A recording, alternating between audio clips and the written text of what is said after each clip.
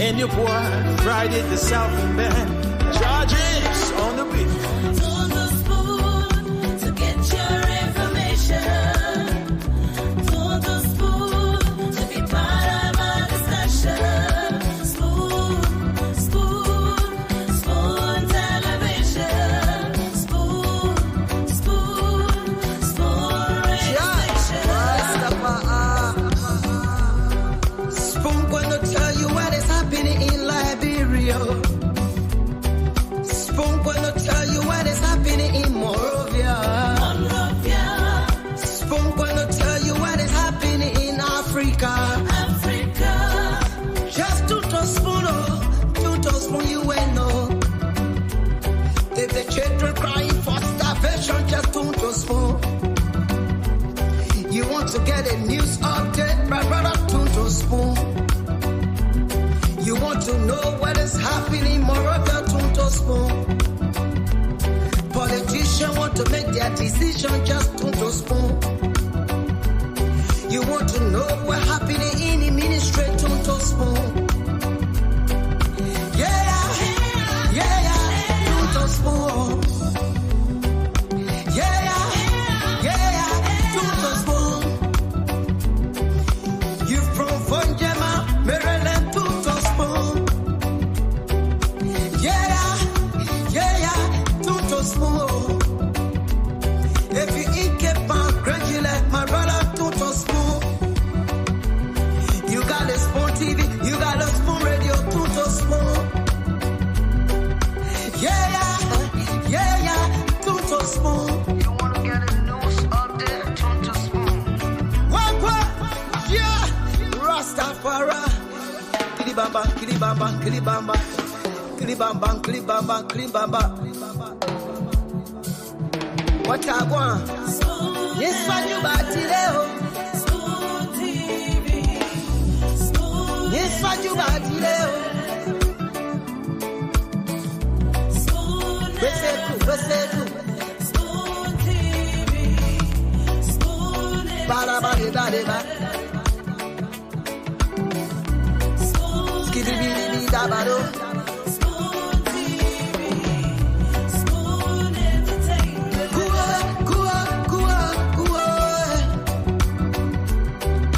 Bese kua, kudileo.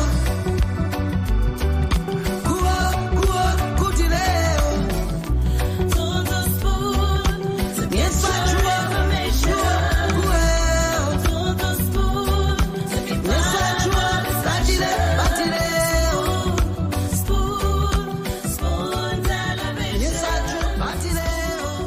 Spoon, spoon radio station. Spoon television. The moment you start doing something like that, you're telling me we made a wrong mistake. Right? We made a mistake, and I don't think I made a mistake. We still have confidence that if this government does not transform this country, I'm sorry. I want to call on all of you. Don't be afraid, Minister of Justice. Just make sure you do the right thing. They will do nothing to you. They just are afraid too. They are even more afraid because they have badges in their closet. So we'll run after them. We bring them to justice. They can call us witch hunter, but the Liberian people will appreciate it. I want to thank you.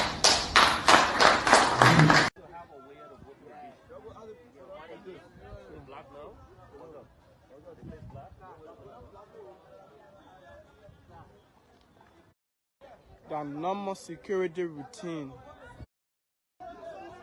This is the normal routine of the security apparatus. They have chairman, auto provocation.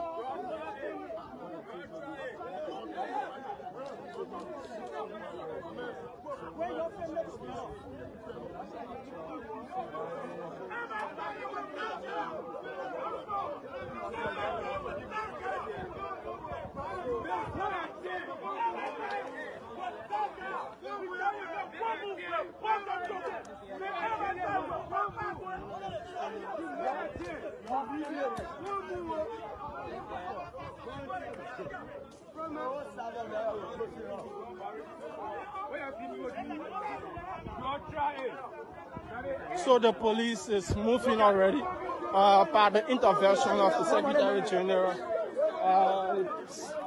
Secretary General asked them to leave.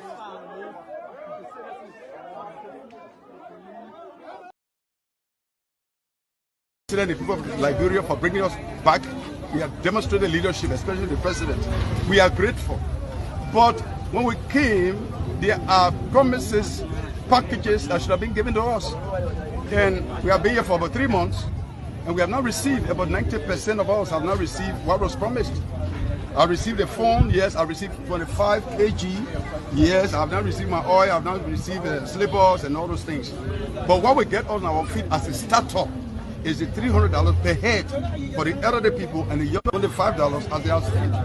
So some of $225? Yeah, for the case. $90, right? That's the equivalent. Yeah. Then $300 for the adults, family heads. Okay. So the family heads, no matter the size, you are getting a bag of that 25 kg rice, bag of rice.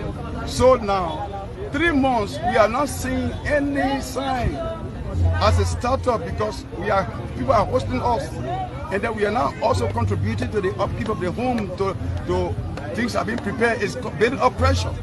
So we want to get up back on our feet, not to sit down. So that little money that the government will give us is a starting point that we can turn around to get. So now, about 2 months ago, the Liberian government, sent delegation which was held, led by the air. What's the issue? They're holding our money. You don't want to speak louder? Yeah, I said they won't pay our money. We are sleeping in the pool. We are sleeping in the pool, no mattress, no food for to eat. They came, they took all the mattresses, they took all the rice, the pot, and then left. Since then, we are sleeping in the pool. You said who? Who? Say that again? The elderly came and took the mattresses, they took the rice, they took all the pot. And we are sleeping in the pool. Our package. Air Chaparisi told you that finance ministry okay onto our package. Okay. That's why we are not being paid. So we listen to other media, other sources. Okay. When you go there, when you see people lying in the cold, you feel pity for them. They don't care. The only thing they can do, sometimes when they come just abruptly, they will start issuing threatening remarks. And security. The citizen-led administration remains proud of its record. We preserve the peace, security, and welfare of the country even during the raging COVID-19 pandemic. And at times when the security of the state was at stake.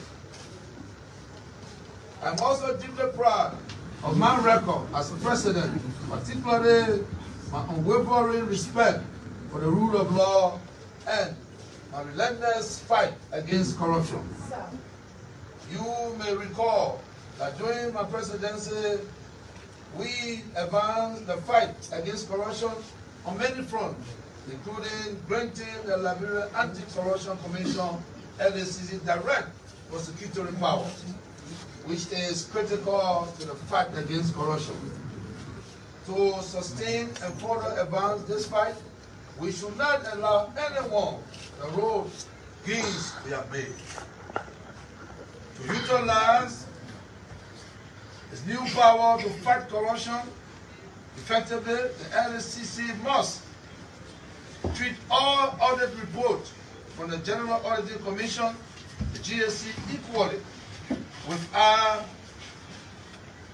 cherry picking to ensure fairness and transparency. Skipping previous GSC audit reports and cherry picking to target only officials of my administration undermine the fight against corruption. And the Liberian people must see such a move. For those who do not refrain from enriching themselves at the expense of the people, the law will take their course.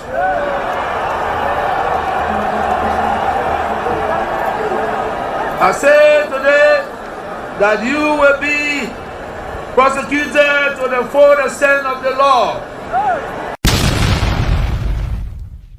Look at Liberia today. Where are the clinics? Where are the schools? Where are the streets? Where are the roads? Not because we couldn't build them, but the monies have been diverted to individuals. And what are these individuals? They go outside the country, they buy houses, but the country that they make the money from, they are afraid to use the money there. So they go out, they forget that there are hundreds of children here that are not going to school. There are no medical. I have a very close friend now who is sick in Foya. He could have been brought here by helicopter, but where are they? Corruption is a poison. Whatever it touches, it destroys. It deprives people from having good roads. It deprives others from having good medical facilities. You're always wishing to go elsewhere when you can have it right here. That's what corruption does. It destroys a nation. It makes people become disrespected because people think we are a country living on handout when we shouldn't be. Happening in Africa. Just to spoon, you will know. Oh yes, just tune to spoon, just tune to spoon, and you will definitely know. You want to get a news update? You want to get the news update? You want to know what's happening in Liberia? What is happening? You want to know what's happening at the ministries, the agencies, what the policymakers are doing, what the issues are that are affecting the ordinary Liberian people, what the issues are in the press, what's happening across the 15 counties of Liberia. Just tune to Spoon. And we're here again tonight on another edition of the program. This is the late night show, the late night politics on Spoon. I want to say thanks to all of you for joining us tonight. We're live on Fabric Radio 101.1 FM, Spoon FM 107.5. And we're live on other frequencies across the country as well. Thanks for always being here with us. My name is Nelson Colette. And we're going to have a great show tonight. It was a great conversation last evening. Yes, very interesting. And lots of folks had the opportunity to call in and weigh in their thoughts on the conversation last evening. But let's hope we can have something bigger and better for you today. Kindly share the program as you join us tonight, as we are live across the internet on Facebook, Spoon TV, Fabric TV, and Super TV. We are live on YouTube as well. The YouTube handle is Spoon Talk Live. I want to welcome everyone tonight. Thanks for joining us. Let me go quickly to the comment section and see who are some of those already here with us. I see Hannah Kolako says, following from Georgia. Thanks for joining us tonight. David Colley is here. Moses Momolu has joined us. Lavette Bondo, our own dear sister, thanks for joining us tonight. Hipko Kasi, as always, thanks for being here tonight. And then when I look across, I see Moses Colley has joined. He said he's joining from PA. PA. Touré is laughing in the background. All right. Yes, thanks to everyone for joining us tonight. I just can't call all of the names. Let me try on a few more. I want to take Noosh, the man who said Shirley is 4 feet. Noosh got a bagger. Victor Morgan, Regis Sa, Moses Mongai, Morris Mongai. Yes, he used to be the president of the Fabric Freeing Club, back in the days. Morris Moses Mongai, Emmanuel Takpajwa. Guys, please share the program as you come on tonight. It's gonna be a great show. Let me bring all the guys on. And guess what? This is an amazing edition of the program. Now, let me sound like I'm doing the jingles and stuff that I always do. This is an amazing edition of the program. We're dedicating this edition of the show to our own man, our co-moderator, the man, Mr. Momba Zokia. You know, I'm trying to find the man middle name. I can't find middle name Raymond. So I put Momba, you know. Between the Moba and the Zokia, I put Momba. But welcome to the show, Moba and Raymond. Thanks for joining us tonight. The glasses is just everything. Alfred is joining us from an unusual background today. He's macafullificated. Qualification. Well, guys, it's great to be here, man. I want to welcome everyone. Moba, thanks for being here. Raymond, it's great to have you with your NBA t-shirt on. Toure, as always, it's a pleasure to have you on here tonight. Is that the Kente hat? You know, the Ghanaian have something they call it is Nelson. You know, okay. I'm very traditional, man. You know, I always like to represent different culture and stuff like that. Oh, that's good, my man. I'm going with the Ghanaian Kente today. Yeah, that's where I knew I was getting it right. I thought I was missing out on something. But Mr. Konowa, welcome to the show, man. It's good to have you on tonight. Well, thank you again for having me. Are you magafulificating anything tonight or what? What's going on? Well, tonight it's gonna be a special edition. Like the way you put it, you know, I'm joining the conversation from a very unusual location. You know, but this was intentional. I want to hold you there. You will come here. I want to hold you there, guys. What, aside from the background, what is that unusual thing you're noticing about Alfred tonight? Just as he did a content share. No, I will not take that.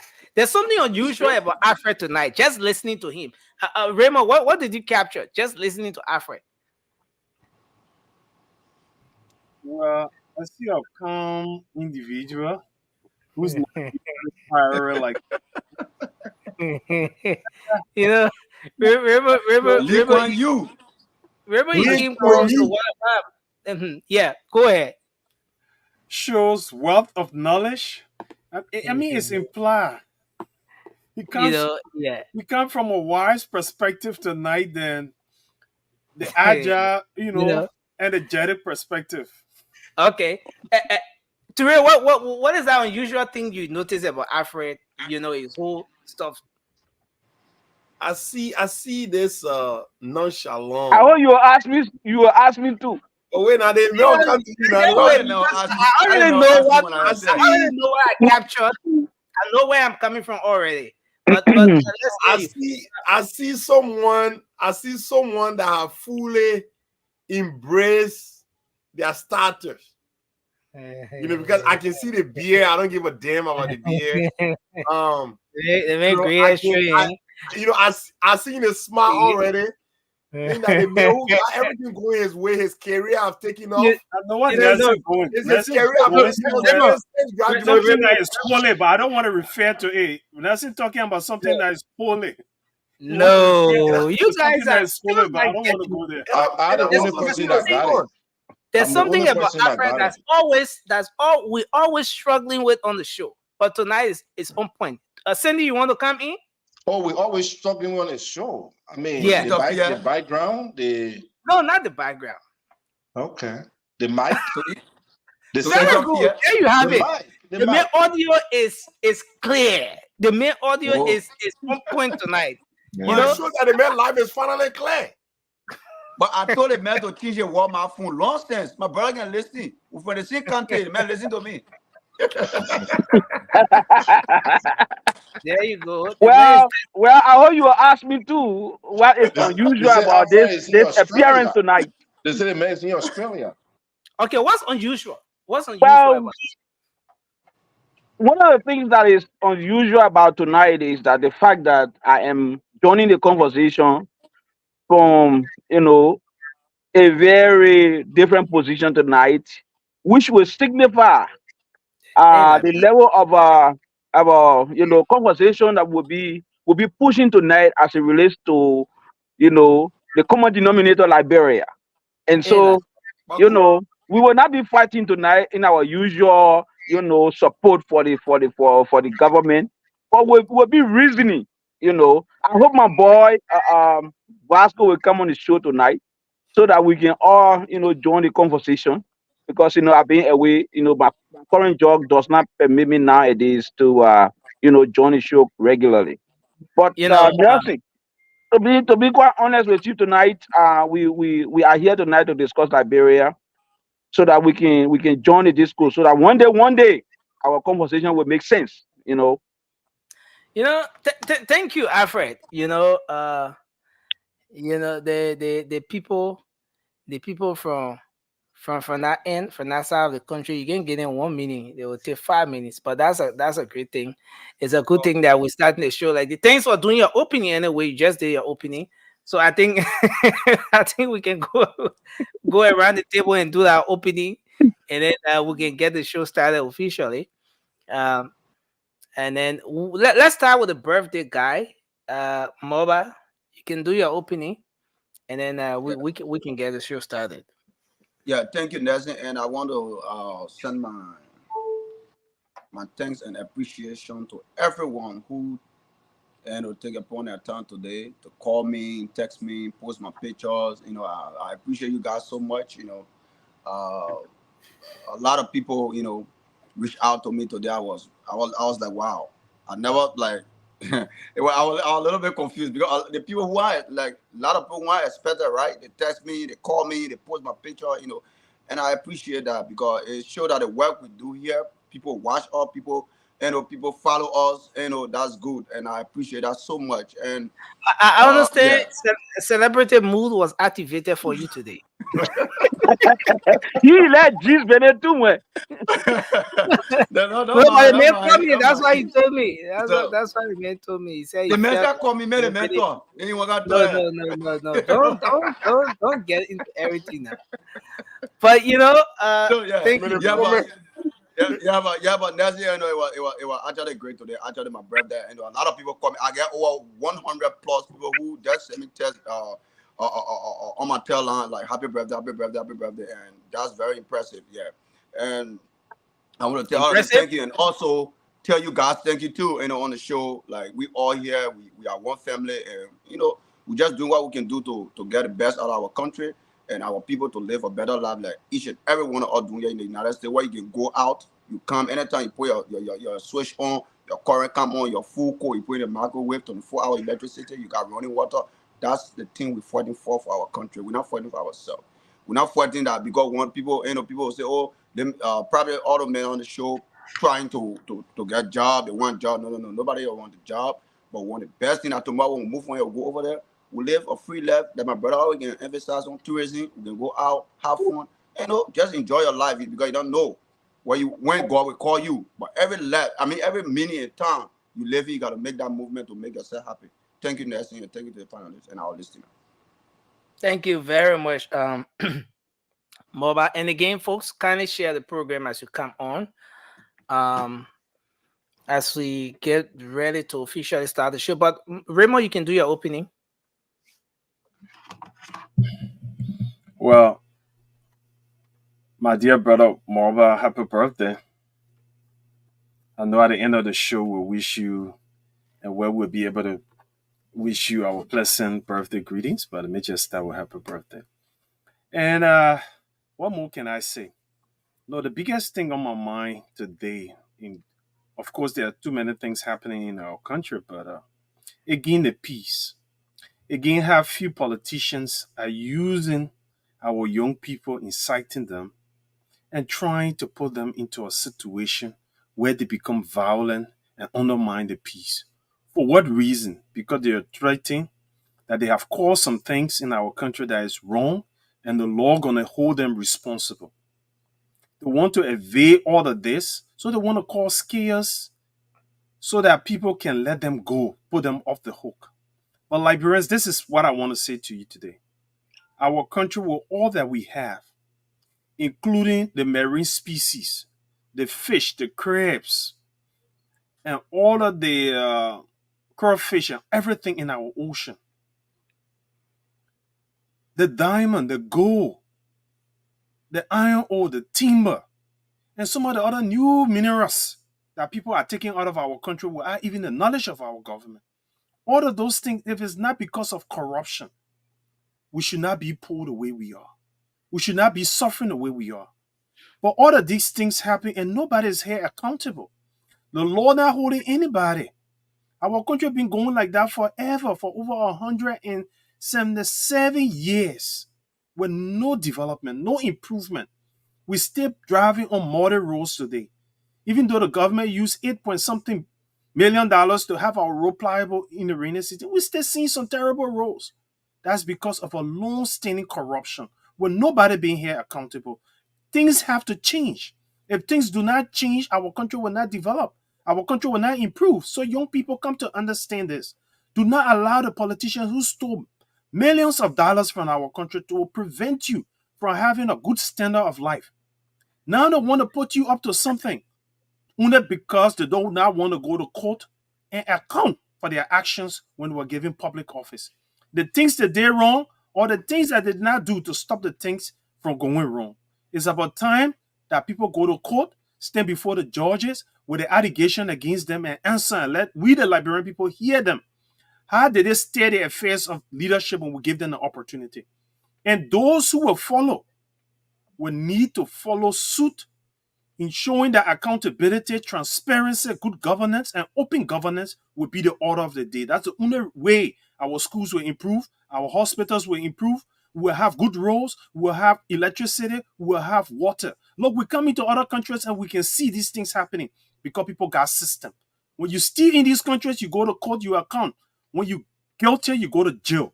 We got to do the same in Liberia so we can change our country. Thank you. Thank you very much, Raymond, for that great opening. Let's hear you too, Ray. All right, Nelson. Thank you so very much. Once again, good evening to all of you, viewers. Thank you guys for joining us as always. So, Nelson, we if you Google Liberia tonight, you will see that a lot of people are talking. Just put Liberia in Google and see exactly what I'm talking about. You know, we obviously the Olympic is a big deal, and we have Liberians that were doing well. You know, and I just want to send a shout out to Brother Fambula, man, who participated in a men's 200 a meter today. We definitely did not get the result that we wanted, but trust me, man, that is incredible to even make it at the Olympic, let alone compete with some of the world's fastest human beings, bro. That's incredible. And when we talk about Googling, all that stuff, what that did for Liberia, the fact that that dude was in that atmosphere, you know what I mean, as an Olympian, build interest. People want to know what Liberia is. Matter of fact, you know, the minute saw that Liberia, you know what I mean, rating, you know, in front of his chest, they want to know what that Liberia is. Right? Their curiosity will start to carry them. Then we'll start making investigation. Then we'll start going into the country profile. Then morning body Wallagizzi Mountain then will start appearing. You know, Cape Mount Resort then will start appearing. You know, then the Nimba Mountain and the Nimba Resort, all these things will start appearing, right? That's our interest. You know, or that these are things that people interest. Then next thing you want to, they want to travel to go explore these things, right?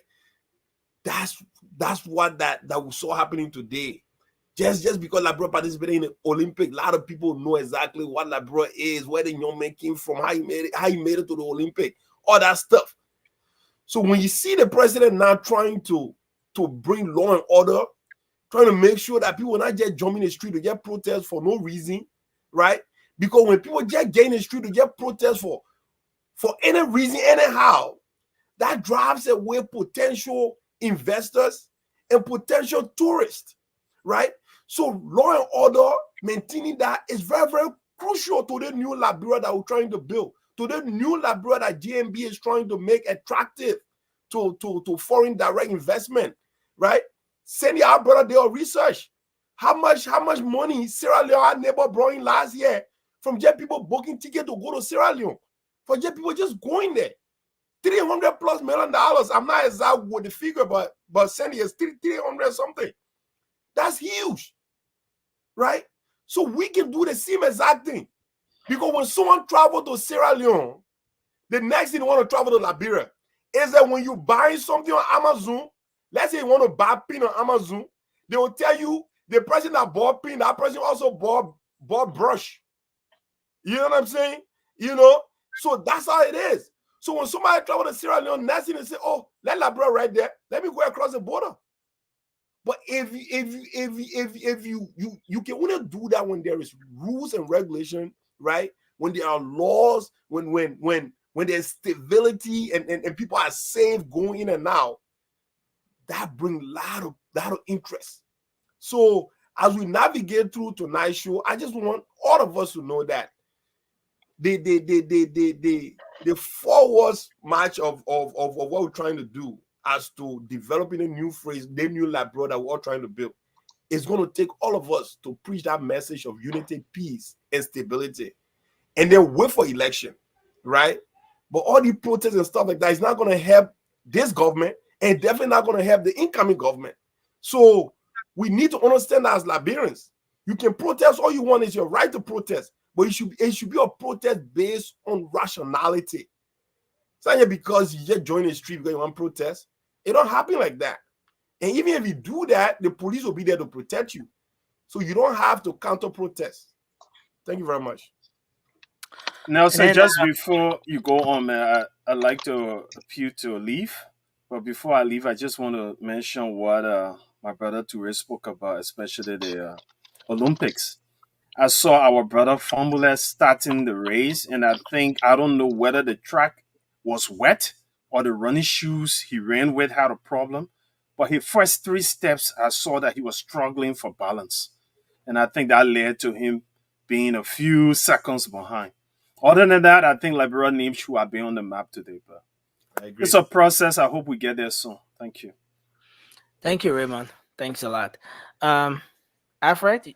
Okay, so Alfred, you did an opening, right?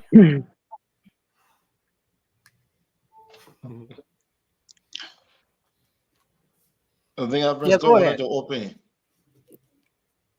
Okay. Oh, Alfred said he's good. Okay, Alfred said it's good. Tonight is a good night. Yeah, no fighting tonight. I said last night was a great night. Last night we had a very smooth, show. But Nelson, again, thank you for always bringing us on, and I am looking forward to a great show tonight. Look, I was watching Spoon again today, where the representative Cole, I think that's his name, from Bone County District number 3, I believe, Marvin Cole, was on there defending the House of Representatives payroll. I know he had come on to clarify some what he called misinformation. But what I observed today, I observed 2 things, and it kind of bothers me. The level of energy that you get from the lawmakers when they are defending their payroll, you never get the same level of energy when it comes to their constituencies, when it comes to their people, when it comes to talking about healthcare, talking about the education sector, talking about road connectivity, talking about just providing the basic needs for the people.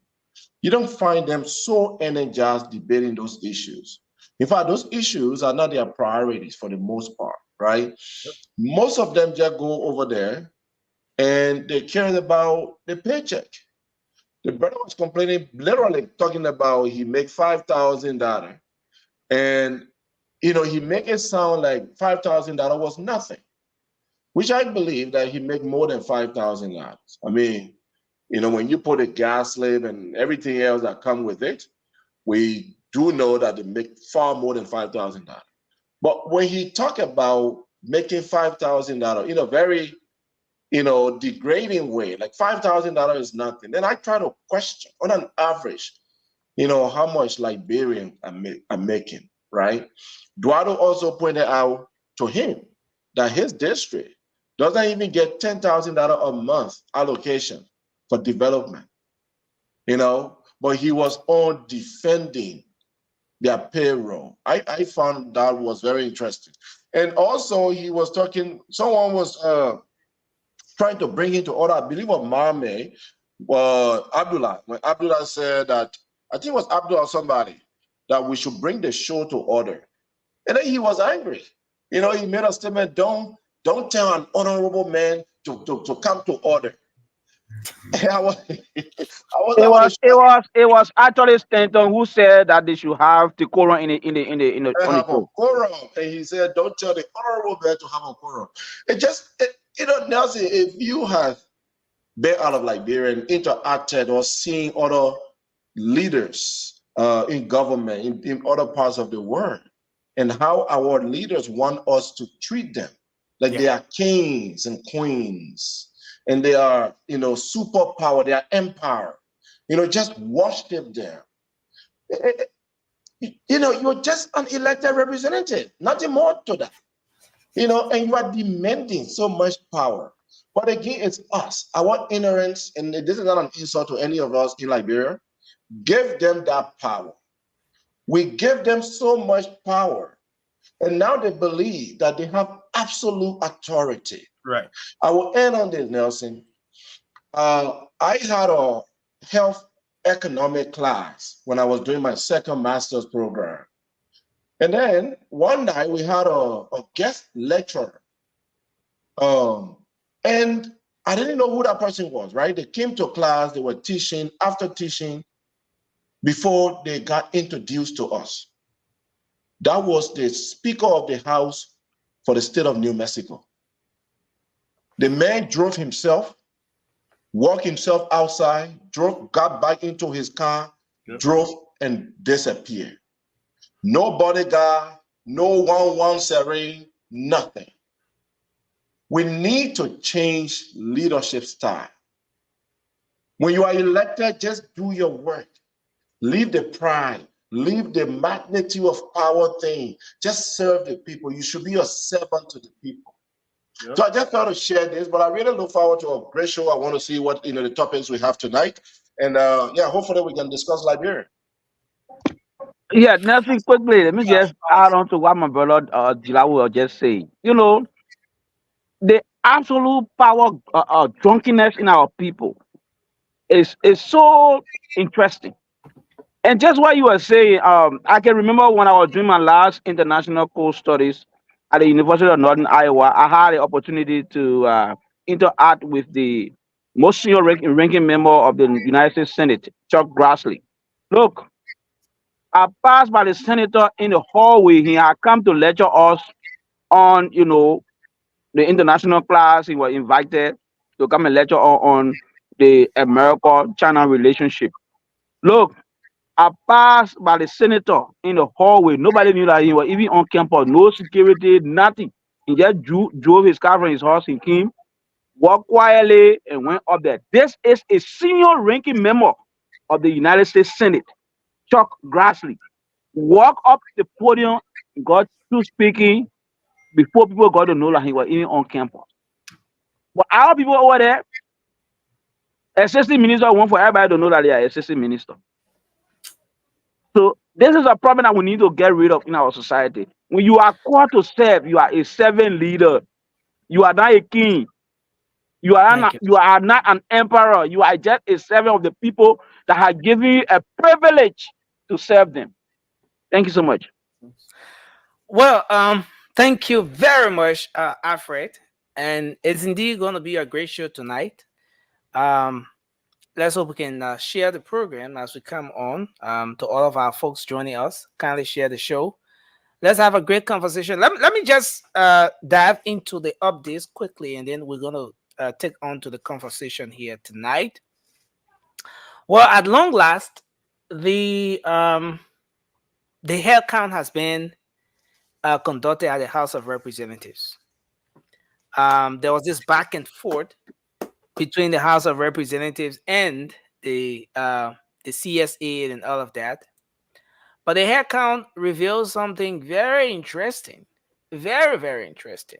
Following the process, the press bureau at the House of Representatives released their listing and stuff like that. And that document has revealed that prior to this head count, the workforce at the House of Representatives was at 784. 784. Staffers? Following, yeah, staffers. 784. Those people who are civil servants. 784 persons. When the verification was concluded, the number reduced to 749 persons. So, what this process did was that it helped the CSA to uncover and remove 35 ghost names from the House of Representatives payroll. 35 individuals. That's both upper and lower, right? No, that's for the House of Representatives. They are talking about the House of Representatives at about this time. 35. Now, the monthly allowance of those 35 ghost names that were removed from the payroll stands at $43,241 United States dollars. $43,241 United States dollars. And this is interesting. And so there are more questions coming up following this information. So many questions are being asked, and Liberians are demanding answers. But let's move on to other updates. We're going to come back to all of those issues. We'll talk about them. Liberians who were in Ghana, those people came back to the country. It was a tough process. Their homes, their shelters were broken down. The Buduburan camp was destroyed, forcing those individuals to come back to Liberia. There was a process. Some of them were taken to court. We hosted the president or the head of the refugees there in the camp here before, and they had their own side of the story, how they were treated in Ghana and all of that. But those people came back to the country. And today, they staged a protest demanding, and that protest was geared towards demanding the intervention of the president.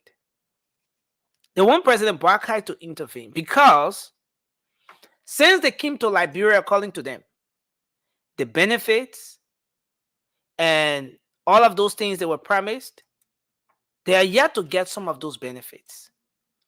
According to what they've revealed, each head of a home is supposed to receive 300 United States dollars per household, the head, and some $225 for the kids and stuff like that. But they are yet to receive the money. And they are saying, like the case was for them in Ghana, even in their own home in Liberia, the place they call home, they have been stranded because they are stopping with other people. And usually when you move to somebody newly, and your first 1 week, it can be honeymoon. You don't contribute anything, it can be so fun. 1 week, 2 weeks, 3 weeks, nothing happening, the atmosphere starts changing. So they're saying they are stranded in the country. And there are small things they're supposed to get for them to get on their feet and start doing other things. They're not coming. And so they want the intervention of the president. But the LRRC boss is saying that up to 80% of those people or 85% of those returnees have already received their benefits. And now we are caught between the scissors as to figure out who's saying the truth here. And so this is the situation with the returnees. Well, the LDA, according to the head of the institution, the acting head of the LDA, Christopher Peters. Mr. Peters is saying that he's threatening to dismiss officers of the LDA who will be found in possession of narcotic substance or who will be found in illegal acts that runs contrary to the laws of Liberia.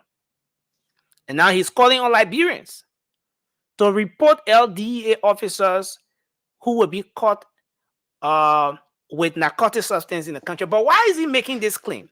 Why is he sending out this caveat? Why is he sending out this warning? Why is he threatening, some officers of the LDEA? Is he receiving some information? Are Liberians themselves speaking out as to how some of the LDEA officers are conducting themselves? Have we gotten to a point where it is getting to the attention of not just the resident, the residents of the communities, but even the LDEA boss, that some of his men are in cahoots with not just the drug traffickers, but they themselves are taking in these substances. Now, and let me put it this way: considering what he's saying is true, then who fights the drugs? If the people that are supposed to take on the fight, some of them are, anyway, that's for the updates. And so he's threatening, he's sending out a caveat, he's calling on citizens, if you catch any LDA officer with narcotic substance, with drugs, with kush, and all the different things in, report it. Don't be scared. Report it to the LDA, and they will take control of the situation from there. Well, the information minister, Minister Jeremy Pia, made a very important comment today. And again, it appears that this issue about protest and the government's position is becoming of a serious concern. Just the other day was a justice minister. The justice minister said that they will not tolerate any unauthorized protest, because most of those unauthorized protests will cause chaos. They will send out a negative image about the country. Well, the information minister, Jeremy Pia, today accused the opposition CDC of staging over 300 protests during the presidency of former President Ellen Johnson Sirleaf over the 12 years. He's saying that CDC in 12 years staged over 300 protests. And like the justice minister, the information minister is saying that they will not, the Barker administration will not allow any anti-democratic protest that will undermine the peace of the country. Any anti-democratic protest that will undermine the peace of the country. And then maybe we need to go in a little bit in depth to be able to interpret or to figure out what the anti-democratic protest is in the context of what he meant and all of that. But these are the updates, guys. A lot of other things happening. We can't go into everything, but I think we can take the conversation from here. So many things happening. Let's start with the position of the information minister, and then we're going to go to the civil service issue, and then we're going to go to the drug situation coming from the LDEA boss. No anti-democratic protest that will undermine the peace of the country will be allowed. It sounds similar to something we discussed a couple of days ago, but this time around, it's not coming from the justice minister. From another angle, the conversation is being led by the information minister. He says the CDC staged over 300 protests during the regime of former President Ellen Johnson Sirleaf. And maybe you want to go back a little, just before I give it over to Ray, and then we can start the conversation from here. Okay, let's take what the information minister said. 300 protests staged by the CDC over the period of 12 years. What was the level of damage caused by that action over the past 12 years of former President Ellen Johnson Sirleaf? Okay, so let's say the CDC staged 300 protests. To what extent did it damage the image of the country? To what extent did it drive away investors? To what extent, did it take away from the credits that the CDC, that the Unity Party would have gotten over the past, over the period of 12 years? Did it take away, and given the way the Unity Party handled the situation at the time? And it's a good thing that at some point, the very information minister now was information minister at the time, at some point during the very 12 years we're talking about. Considering the way the previous administration handled the situation, did it take away or did it add to her rating when it comes to tolerance? Anti-democratic protest, the position of the information minister. Ture, let's hear your take on this. Yeah, Nelson, I believe it was Tuesday, I said, I stand to be corrected, that for the 6 years of President George Weah presidency, I don't believe if Unity Party as a party, I'm not talking about, doing a collaboration though, but as a party, stage a single protest. You see, and that's the difference right there. 300 yeah, over sorry. 3. Wallace is right. Yes. Sorry, you're right. He was presidential press secretary at some point. Yes, you're right on that. Go ahead. So basically, Nelson, over 300 protests, I found that highly inconceivable. But again, this guy probably got numbers that I don't have, but that would be like that's astronomically high. See, for a tiny country like Liberia. And if we should actually give reason as to why all these protests were actually motivated by, I don't think there will be any tangibility actually if you look at it. But that's here nor there. But let's just look at under that time, we can say army presence in the country was not a burden on government in terms of providing like safety and all of that stuff. So that was not a huge burden place on government to in terms of advancing logistics and to keep the protesters themselves safe and all of that stuff. But now we're talking about a government that just came to power with a depleted coffers, actually, and you have all of the institutions broken down. The major areas, education, security, you're talking about healthcare. I mean, like all of these areas are depleted, right? So there's so many things that needs to be done than to actually start to engage the government with protest right now. And I've said this, I am a component of freedom of speech, freedom of expression. People should have the right to express themselves in their totality without fear of any retribution. But at the same time, Nelson, we have to understand that before you do that, you should have a ground though, like to stand on. And the ground you're gonna stand on should be rational. The ground you're gonna stand on should be like, something of a tangible, right? Not just for every little thing, just join the street, bro. If you do that, you are not only distorting the image of the country, but you are also driving away potential investors to come in the country. And we know right now the government is not doing any much to galvanize revenue domestically. Again, Ture, I want to come in there a bit because if you go back to the 12 years we're talking about, yes, I agree with you.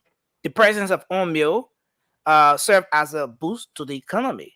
All right, revenue was coming in, given that those people were being paid here and stuff like that, and a lot was happening for the country. Donor support was at a very good level. All right, our international partners were financing different programs in the sectors across the country. Yes, it was a boost to the country. But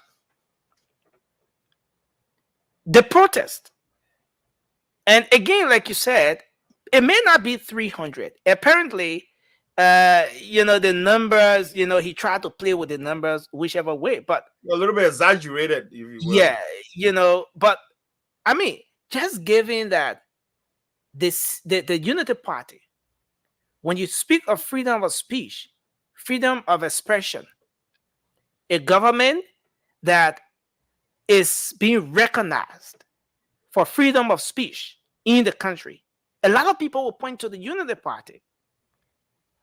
Was that a plus on the part of the Unity Party over the 12 years, given the way she handled these issues, especially when you talk about protest and the way all of the government at the time was able to manage the situation so as to not get a bad rating when it comes to human rights situation, but at the same time making sure that the peace is maintained? Did the government manage to get a plus or a minus on that aspect? Well, you can see the government definitely did get a plus, because you could see the influx of monetary gain, money that are coming in the country. Next, you have to understand, there are some billionaires and philanthropists in this world. They will invest their money in countries that tolerate freedom of speech, freedom of expression. They give money out to this country for modeling that, right? So that's why, like, a government that will come in and try to tolerate opposing, views and stuff like that, they are not only doing it, they are doing it obviously like it's the right thing to do, because something that is enshrined in our Constitution, in the First Amendment. Obviously, people should have freedom of assembly and freedom of expression in their totality without fear of retribution. And you also have entities around the world that support government that tolerate this kind of vices. But look, Nelson, let me tell you this, right? We are in this country, and I can say this with absolute certainty, that none of us on this platform that are anti-free speech, right? I think we all support that, because it's good. It brings innovation, right? It give people, it opened their minds to so many things. It opened their minds to innovate, because they can express themselves in their totality. Again, I just wanted to end up with you on this, then we'll move to Alfred. Considering the pace at which things are taking off now with this administration, the Justice Minister a few days ago said, look, we will not tolerate unauthorized protest. The Information Minister says, anti-democratic protest. That thing you did on the first 12 years of the Unity Party will not be tolerated under this administration. Any protest that will undermine the peace of the country. Do you think we're taking up, we're starting on a very good note? We are starting on a very progressive note, Nelson. At the end of the day, you have to start the rules from the beginning of the game, right? State everything, let everybody be on the same page, right? Okay. This is how we're going to start, right? So let's know exactly what's going to be tolerated and what's not going to be tolerated. So let's start from the beginning. Let's set that caveat, right? Before somebody say you cannot change your rule in the middle of the game. So this is how we're going to start. This government not going to tolerate, like I'm talking about, unauthorized protests. Okay, we are not saying we're going to anti-democratic protest, right? Exactly. And maybe we will come back on this aspect to take some minutes. What is the actual definition, as per your own analysis, of the anti-democratic protest the information minister is speaking about here? Well, he's speaking of anything that is counterproductive to the Constitution, anything that violates the Constitution is Is there anti.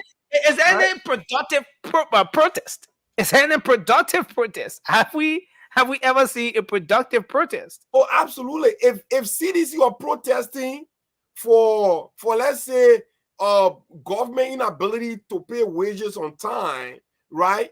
Or the people, or right now, if they would have used the fact that government have not allotted enough resources to our people that were brought in from Ghana and use that as a means of their protest, the international community, including some of us, will say, you know what? That's legit. They are talking for our brothers and sisters that just came into the country from Ghana, where their houses and stuff were kind of like, broken down, and we will use that. They can use that. Thank you. Right? I want to hold you there a bit. And move to Alfred. But man, I don't know how to do that thing, man. Man, I don't know how to do that. We have to go around the table with this.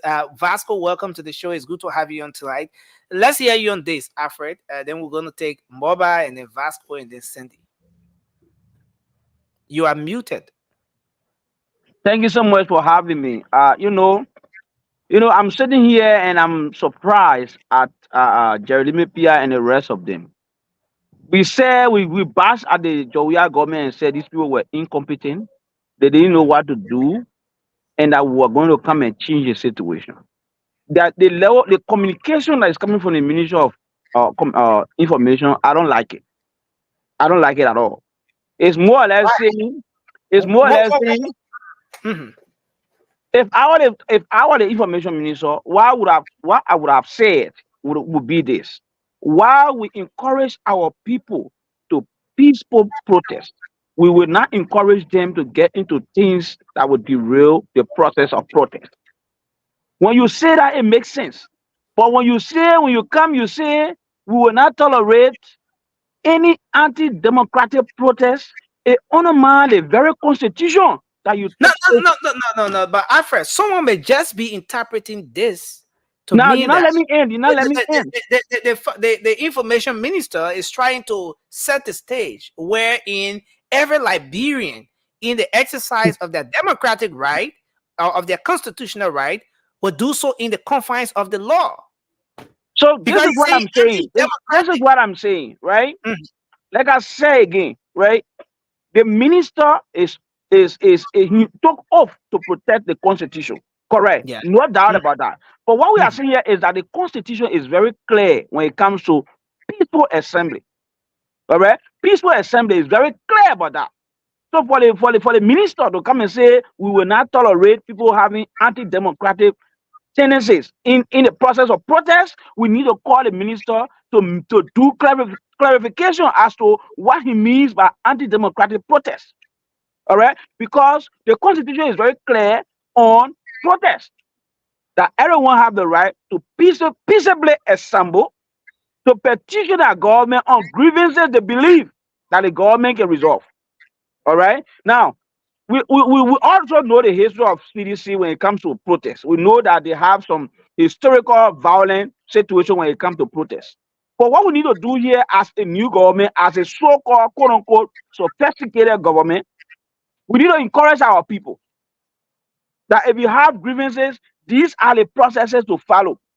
Nobody's stopping you from protesting, but these are the processes to follow. In fact, I will argue that we need to educate our people on the issue of protest. Because it's not just about protesting. Why do you want to protest? The minister is under obligation whenever he takes on the podium to provide education as to what protest means and how people can protest. But to come and say we will not tolerate, I have a problem with that. I don't like that kind of message. Thank you. Let's hear from you, Moba, and then we will take Sandy and then Vasco. Yeah. Thank you, Nelson. Look, I think everybody will get different interpretation on this matter, but I think the minister was very clear. Doing the reason doing Eddie Joseph serving 12 years with all the protests CDC carry on. You know what make the country still stable? Because we're having security in the country.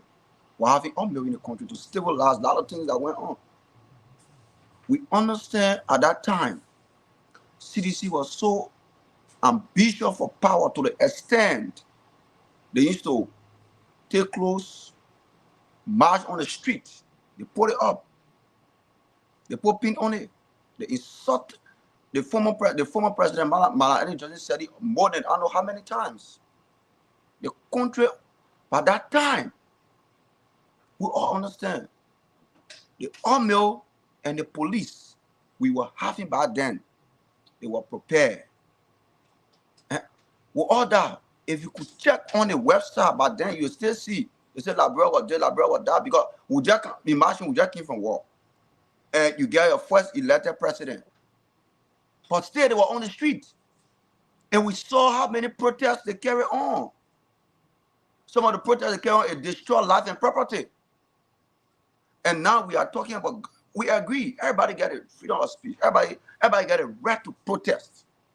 But under the law, your protest need to be guarded, protected. Not only you, even the people that are walking, even the people that are going on their normal business, they get a right to, they are Liberians. They get a right of free movement. So don't forget that.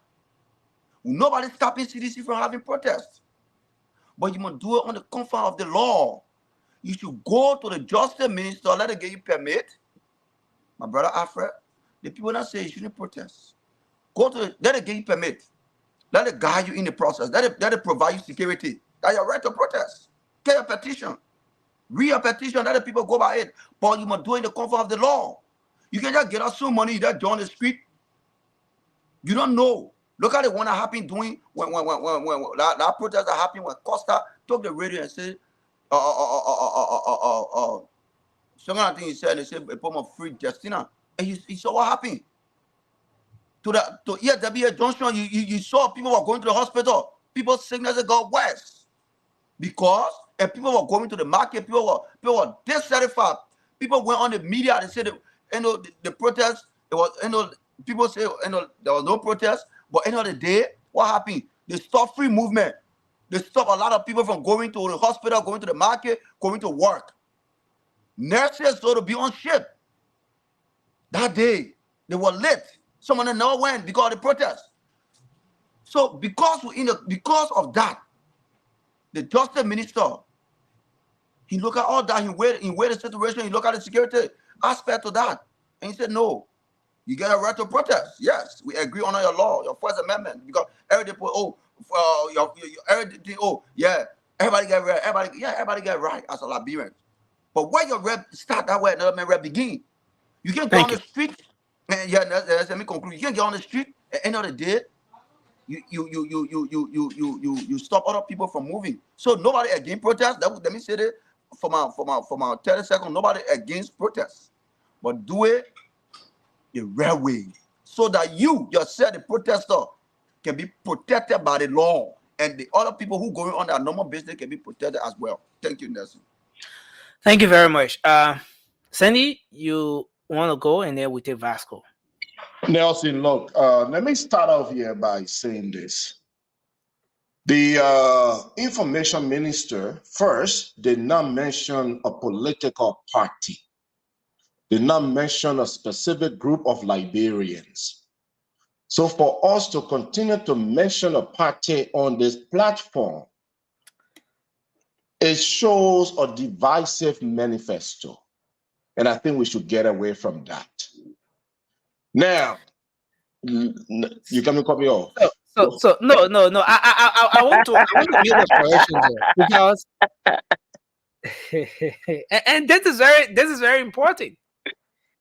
The information minister accused the CDC.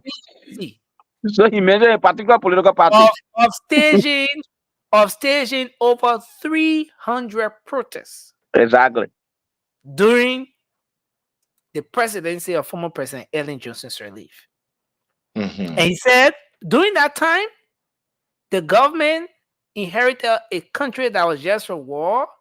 They were more focused on building the country, building economy, and getting the image out there, the respect, and all of that. But now, under this other regime of the United Party under President Buhari, they will not tolerate any anti-democratic protest that will undermine the peace of the country.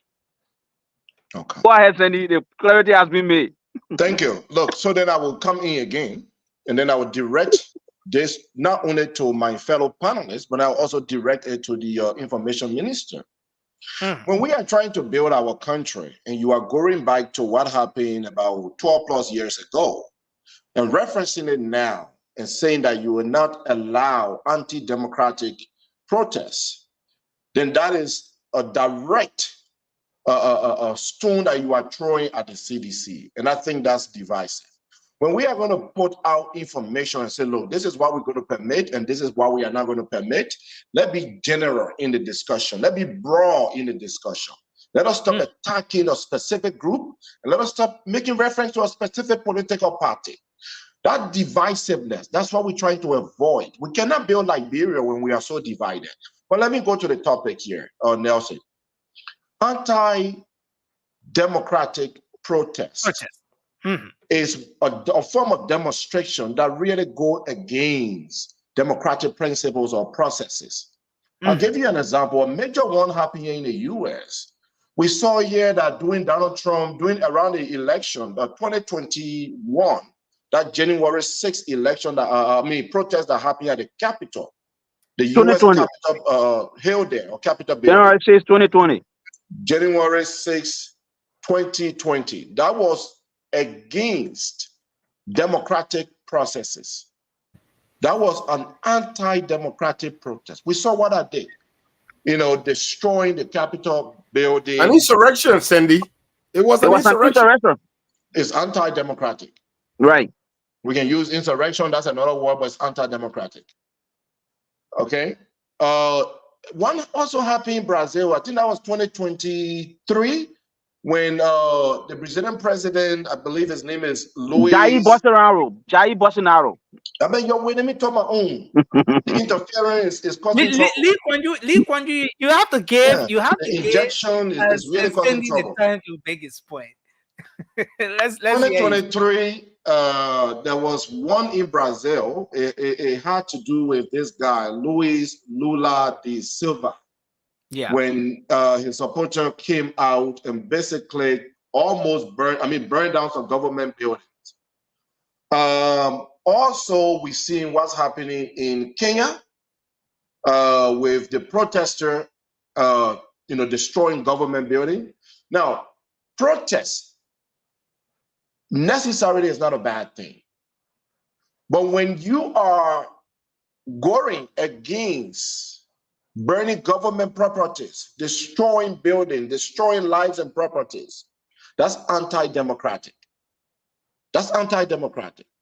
But if we gather on Broad Street and say, we have our placard out and say, pay our people, pay the people, increase people's salary, pay teachers, pay our healthcare workers, that's a peaceful protest. I want to ask the minister, have we ever experienced that level of anti-democratic protest in Liberia? The 300 plus protests he's talking about, were any of them to the point where they were extremely violent, burning government institutions, destroying life and property? If that's what he's referring to, then I back him. Then I support him. I don't think we should have any sort of destructive form of protest. That's what I would call it, destructive form of protest. I believe we should allow peaceful gathering, peaceful demonstration, where people will express their grievances, where people will talk about their dislike.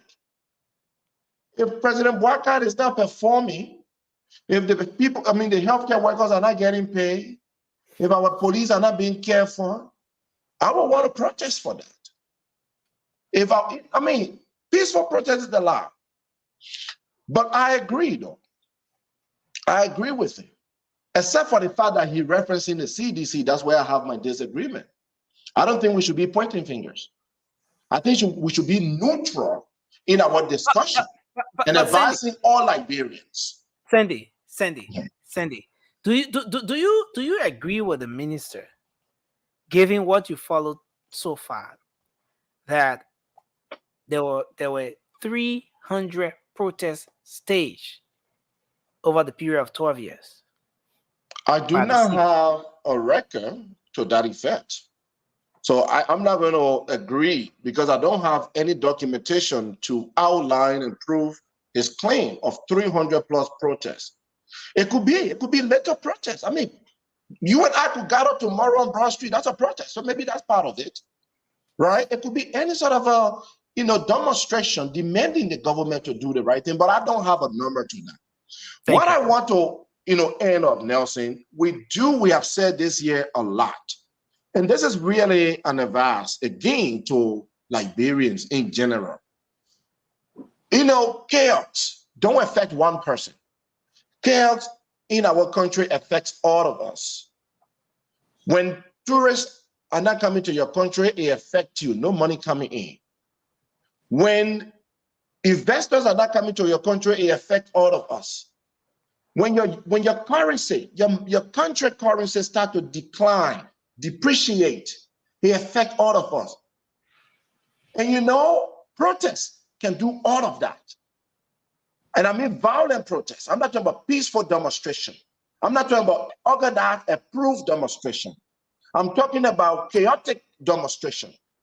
Can do all of that. It can destroy the image of your country. It can depreciate your currency because nobody trusts your country. They don't trust your currency. So again, I am kind of in between. What I'm going to advise the government officials, get out of the campaign mood. Be neutral when you are talking about things like this. Stop pointing fingers, CDC, this other party. Let us discuss this thing in neutrality. Let us talk about it as Liberians. That's my thing. We don't want to awaken people and people start to feel that we're pointing fingers at them. That's not okay. And Sandy, just considering, and then we're gonna we'll actually give you 30 seconds right after Vasco. We'll give you 30 seconds. But considering what has been happening in just few days, it was the Justice Minister and now the Information Minister. You know that the Information Minister is the official mouthpiece of the government. When he speaks, it's like the government is making a position on whatever the issue is, and considering the concerns that are coming from both angles, the man who is the official mouthpiece of the government and that of the man who sits there as the okay, so let me put it this way: the Justice Minister talking almost the same thing. The Justice Minister says they will not tolerate any unauthorized protest. Few days after, the Information Minister comes back, he says they will not tolerate any anti-democratic protest. It will not be business as usual. Now, Cindy, do you think we're taking up on a good note? We are starting on a very good pace. This government is like six months in power, going to 7 months gradually. Nelson, look, I think the intent is good. The message is not being sent out the right way. The intent is to preserve the image of our country. The intent is to encourage people to come to Liberia, is to promote stability in our country. The intent is to allow investors, tourists to come to Liberia. That's the intent. But the message, I think, should be more diplomatic, should be more professional, should be more neutral. When he said, would I allow anyone to carry on any anti-democratic protest, I agree. That's a good message. But prior to that statement, when you start to reference the instances that you believe the CDC did 12 years ago, and then you're directing your message, it kills the message. Now you are pointing finger at the CDC. Everyone believes now that your message is ticketing the CDC. That's why I have problems. Thank you, Sandy. Thanks a lot. I want to bring Vasco on, but it's like he's in and out. I don't know what's happening with Vasco. Are you here? If you're here, you can turn on your camera. If not, then we're going to skip you and move on with the conversation. I'm gonna go to that topic about Vasco eating right now. Okay, so let's take no, Vasco didn't test you today. Your birthday. They might test me. That test my mouth. Imagine eating. Let's give the 30 seconds to. I know what the name there. Sorry, I think it's Okfo P. Doki or Duki. Okfo, I never said there was an insurgency here. I said there was an anti-democratic protest. Come on, Sandy. I never said that. We need to correct the people. We need to correct the people. Leave the people in the comment section to have that show. I mentioned the I think it's January 6th protest, and I said it was anti-democratic. I never used the word insurgency. So let's You finish eating before we you want to attack me. So okay, so Vasco, please go ahead quickly. We're just about to skip you and move on with the next topic. But go ahead. Yeah, let me say hi to you guys and hi to our listeners and those that follow us by the means of radio and the various social media platform. So Nelson, sometimes when unserious people speak and you have unserious government in power, this is the kind of things that you will always hear. You've been in power for the past 7 months. Okay? Nobody have threatened you with any protest. Nobody had any kind of a protest in the country that caused problem. You had a lot of things to turn to. The country is tough. The people suffering. A very serious government. Those are the things you'll be trying to address. Instead of you coming out here to be talking about protests. It's so sad. These people that claim that they know everything. Look at them today in power. Where we left this country, nobody can tell me where we left this country. But you know where you left the country, Vasco. Where we left this country, the country is going backwards, it's reversing. Okay, where did you leave the country in the first place? I left this country in a very good condition. I left this country, rest price was $17. Today, rest price is $20. I left this country, these prices were abnormal. Gasoline prices were down. Today, everything is up there. And they are serious government. They are speaking, even the justice minister, everybody talking like they don't even know the right of the citizen of the country. You have a constitution that guards this country and tell you how can a citizen go out there to protest. And you just saying there will be no protest. Are you guys forgetting? No, Raymond. Sorry, I was just speaking with Raymond. Vasco, he said anti-democratic protest. Will you agree? Okay, let me put it this way. You as a Liberian, don't unite in Liberia right now. But do you support anti-democratic protest? Nelson, in fact, what's your interpretation of anti-democratic protest? The man who came out his press conference, he ever make it simple to Liberian people what is anti-democratic. I don't know why you're talking about anti-democratic protest. You know, but how do you understand the anti-democratic? Nelson, when you talk about anti-democratic, it's something that is not, maybe not done right. Okay, so do you support a protest that is not done right? First of all, Nelson, if anybody coming out to protest, that is their free will to protest. And what the government should, Nelson, listen, what the government should be thinking of to provide security for protesters.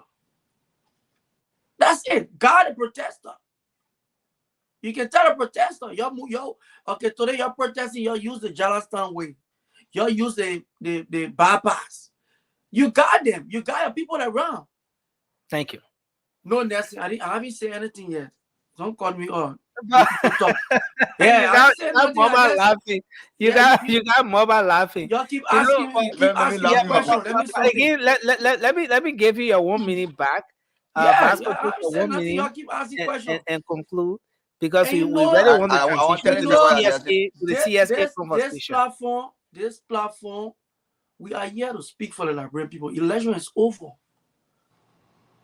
The things that are affecting the people, I think when we come here, we need to be discussing these things.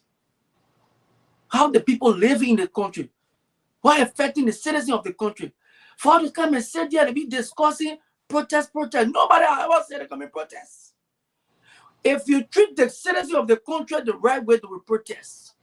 So you want to tell me today with the LU student feel offended or feel that something is not right for them, and they decide to protest and come on the street, you're going to go there and say they're anti-democratic protests? Have you people forgetting what happened in the last 6 years? Have you guys forgotten? These people will show to the world that President Weah will remain as the greatest president and a president that was very peaceful.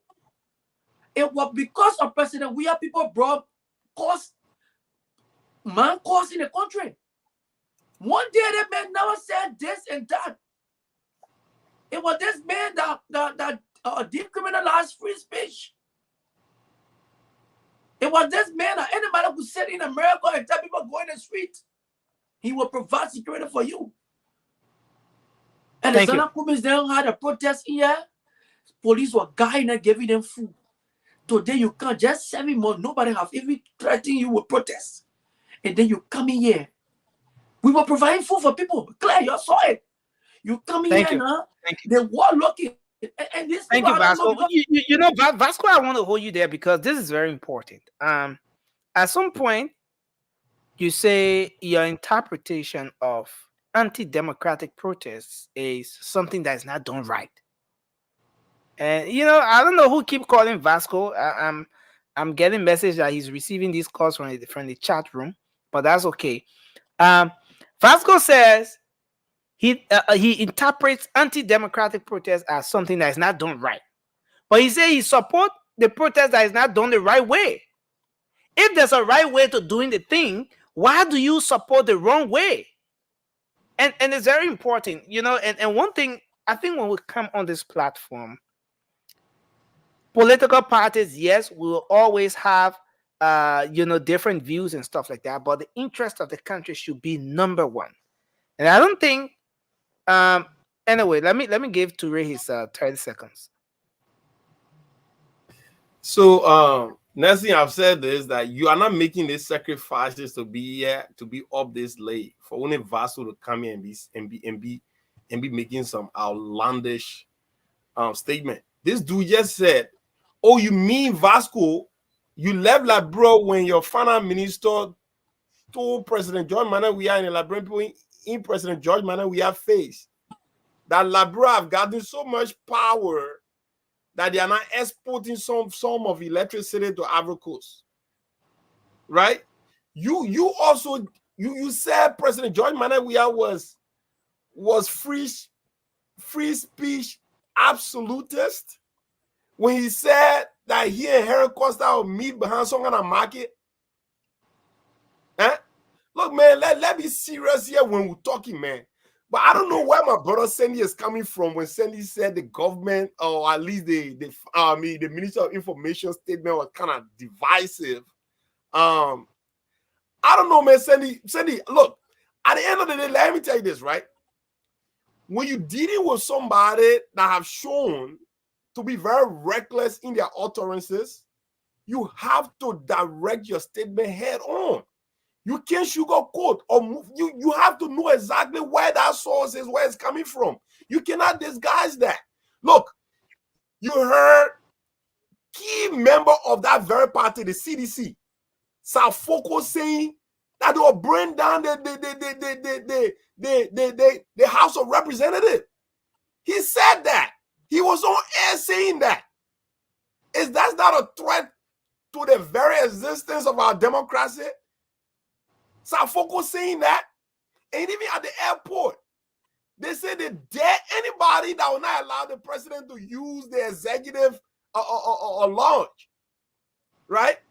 So if you do that, you are not only threatening the state, but you are threatening the entire nation, including our direct and free investors that are using that airport. Thank you, Trey. 30 seconds. 30 seconds. I don't think there is anything. Okay. I don't think there is anything divisive about that statement, Sandy. I'm sorry, man. Thank you. I want to hold you there. Let me hold you there, Trey. After you want to come in. Thank you very much, Nelson. Like again, I agree with Sandy in part that we have a government now that quote unquote sophisticated. We have all the experts. We have everybody in this government, right? So when you are dealing with other Liberians, take away your political party and Campimu. We are not in Campimu anymore. This is a government we are running, right? That's what I said. That the Minister of Information, communication to the public should be so much so that it makes sense and effective for what? Unity. For unity. Like I said again, the minister, every time he takes up the podium, he's not only coming to send message that what the government is doing, but also providing the opportunity to educate. Because we have a gullible society. We have an unsophisticated society. So when you are dealing with that kind of society, you have to make sure that you are providing all what is required under the law. Okay? The protesting we're talking about, the LMPR protest. Mm-hmm. He protests. They made an idol of the Student Unification Party. He protests. So the time you are protesting, you were not anti-democratic, right? That now you know that when people can protest, they anti-democratic. So what I'm saying to you is now. So Alfred, wait, hold on.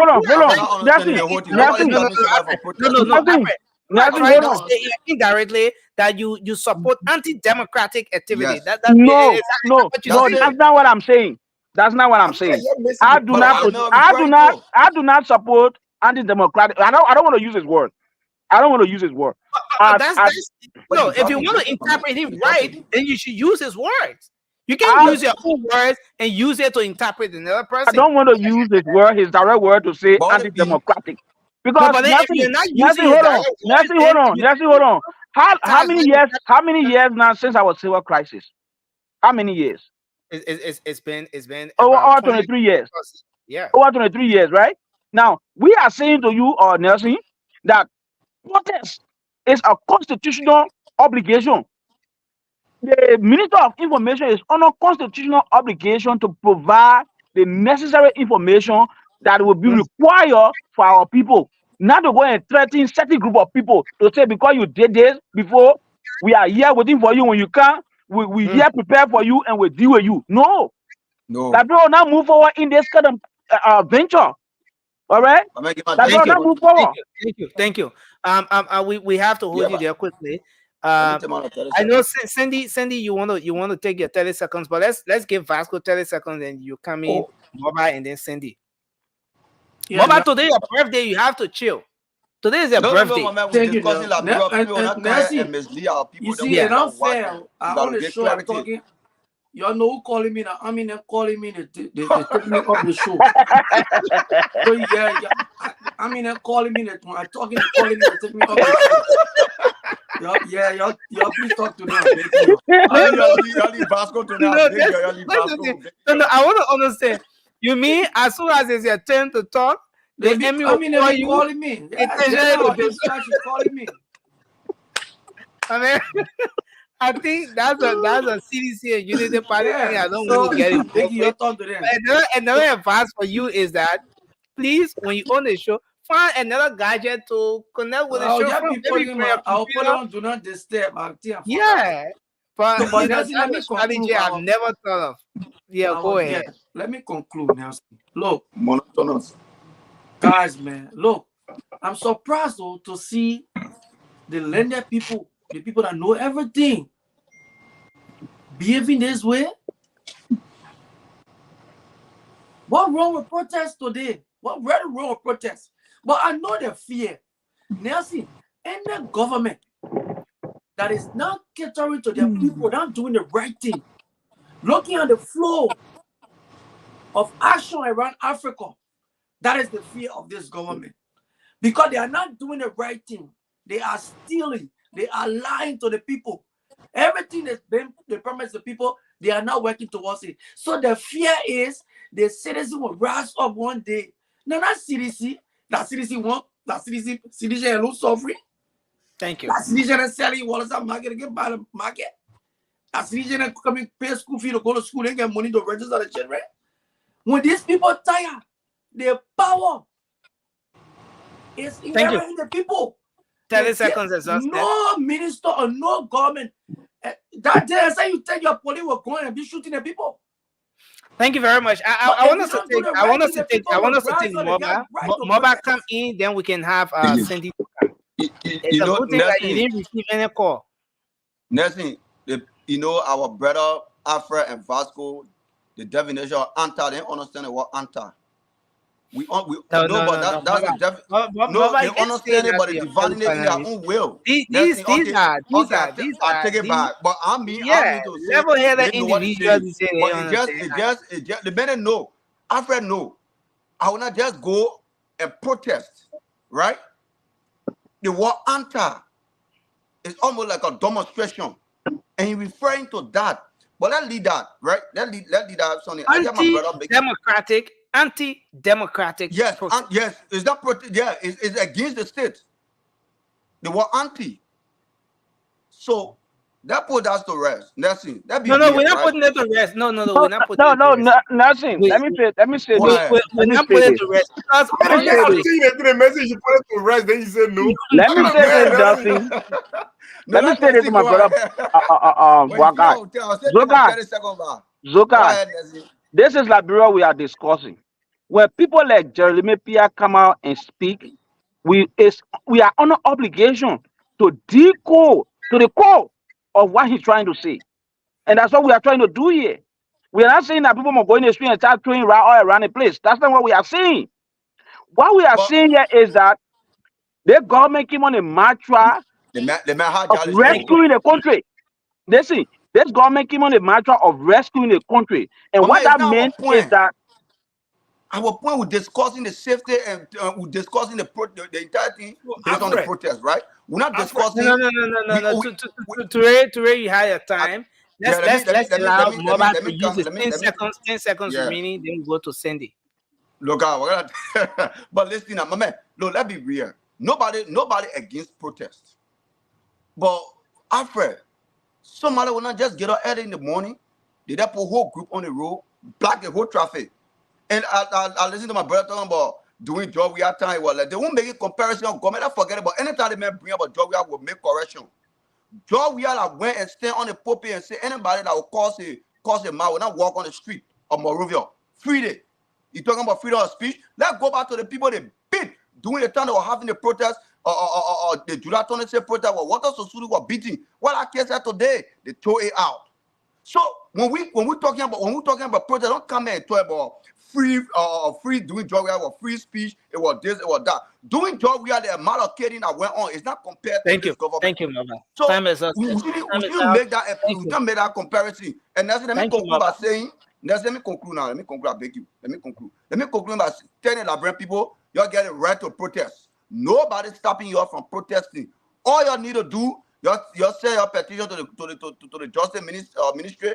Let it look at it and tell us, okay, when you're protesting, you're on the street. The people will protect you. Thank you very much, Mama. We really have to transition now. We have to talk about the CSA issue before going to the phone line. So, Sandy, you can take your 30 seconds.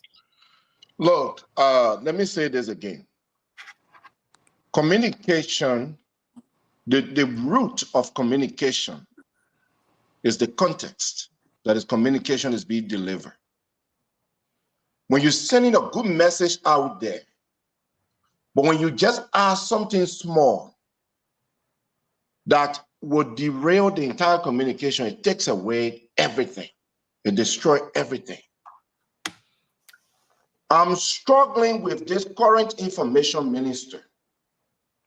This is not our first time discussing his communication that we have problem with. I think you need to watch the context of his communication when he's sending it out there. When you're trying to deliver a good message, a very good message, but then you try to attack or reference a political party, when you are supposed to represent an entire country, but then you're referencing a political party before giving that good message, it takes away the entire message. That is my problem. Before his message, he said the CDC had over 30 plus protests during Madam Salif time. He said 300. You are 300 during Madam Salif time. You are directly now attacking a political party. Your message is not focused on Liberia. Toure is wrong. Toure is wrong. No, let me say this to my brother Toure. It's wrong, Toure. He already heard you. He's running a country, the Republic of Liberia, where we don't see CDC, we don't see Unity Party. We don't see Grand Jida, we don't see Lofa. We see Liberia. When he comes out as an information minister for Liberia, and he's still in the campaign mood, attacking a political party, that's wrong. Thank you. We should be moving forward. We are not running campaign. Let's leave you there. That's wrong, Toure. Thank you. Thank you. Thank you. That's a great one. And guys, we have to transition now. But Raymond sent a message. He says he wants to make a quick point on this. I'm gonna ring Raymond for 10 seconds. If we can get him, then okay. Raymond is not coming through. So let's quickly transition because we have to take calls from our folks out there. CSA, House of Representatives. At the moment, the CSA has conducted the hair count. There was back and forth, but finally the hair count was conducted. And CSA, following the hair count, was able to reduce or figure out that instead of 784 persons whose names were mentioned on the payroll as the workforce and presented, the verification highlighted 749 individuals. So 35 ghost names were removed from the House of Representatives payroll. And this is just for the House of Representatives. We're not going to the senators yet. There were several ministries and agencies where this exercise was conducted. But CSA is shaking the waters, not just at the level of the executive now, but moving to the first branch of government, the legislature, where the laws are made. 35 ghost names were removed. And the monthly allowance for those 35 individuals stood at $43,241.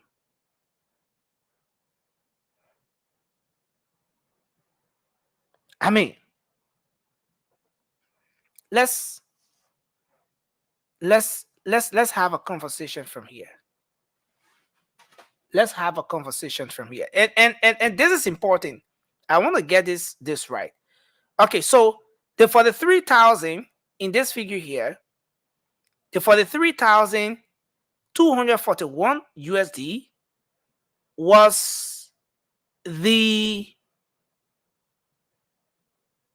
extra amount or the second figure presented told the Ministry of Finance, following which this whole issue about verification and hair count came into the picture.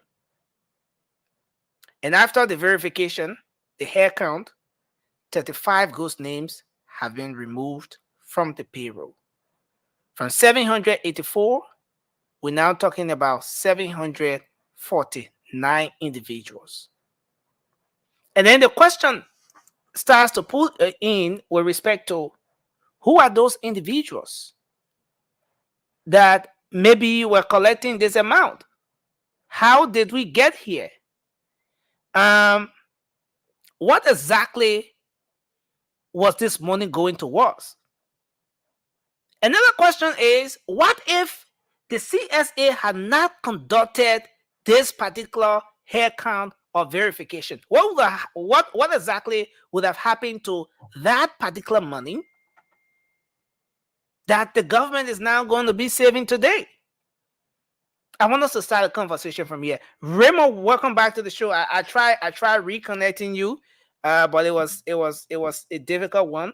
I kept getting signal from WhatsApp that you were in a tight position and you needed some time to concentrate on what you were doing at the time. So we had to move on. But Raymond, we want to start a conversation with you since you're here. Let's start the conversation with you. Well, let me speak to the issue of the communication from the information minister. And I want to disagree and then you would just take the time to do both your position on both talking. I want to disagree with my brother Afra and Cindy. I think they're trying hard to be politically correct, and they lost track of the essence of the communication. And nobody can tell me here that haven't been following the issues in Liberia. Nobody can tell me they're not aware of the breach of security at our own international airport and the risks it posed to the nation, conducted by whom? CDC. So look, a proactive government will not see security issues that are alarming to sit aside and wait until it escalates before to intervene. A serious government should be proactive. And when you're dealing with people case by case, my brother Afra, who's into security, understand intelligence and know who you're dealing with. This is a group of people who have history. This is the only political party that have had political clash with every political party in the country. Put these things into context. He was speaking specifically to them, speaking to a political party who got senior level executive members spewing threat to the country, anti-democratic sentiments, talking about burning down the Capitol building, talking about burning down the presidential what's the name? Talking about people getting up, talking about even killing the president. We heard on Spoon live. All of these things, you don't sit there and wait until they escalate. There are many persons in Liberia who want to move their life ahead. Anti-democratic protests, Sandy defined it, but it's not limited to the definition Sandy gave. Anything that is unlawful, that the laws, the constitution, the bylaws of the country do not support, is anti-democratic. Anything, an example of June 7. And let me just announce to you, those people who are on the June 6 protest 2001, that day I was in DC. I saw it live. I was afraid. Some of those people, one of them got sentenced today to 7 years. That's not something. This is the country that we're practicing democracy from, and we say protest is allowed. My brother say the Constitution allow protest. No, there are conditions. The Constitution even specify orderly. You forgot orderly, or the information minister need to define orderly. He said anti-democratic. That is clear. That's specific. What other definition he needs to give to that? That we're asking him to speak specific. He's speaking specific to the issues, the case by case. Currently, CDC is threatening the peace. You have 30 seconds, Raymond. We heard the police IG speaking on Sunday. Said the next week there will be And that day, he said he posted his people at the JR gas station, which is Liberia, a public space. CDC said that they threatened them. Who should be threatening my police if they're not having criminal intentions? I will not threaten my police anywhere I go. When police come around, I don't feel threatened until I got criminal intentions. When I see police, then I get scared. So look, let us learn to put Liberia first. Let's speak to the issues in our country, and let's stop trying to be politically correct to the extent that we're inflaming things. The government got a responsibility to ensure peace, ensure orderliness, ensure security. They're doing their job, and they're doing just that. These are words, specific warning, or caveat sent, nothing more, and we should not inflame it. Thank you.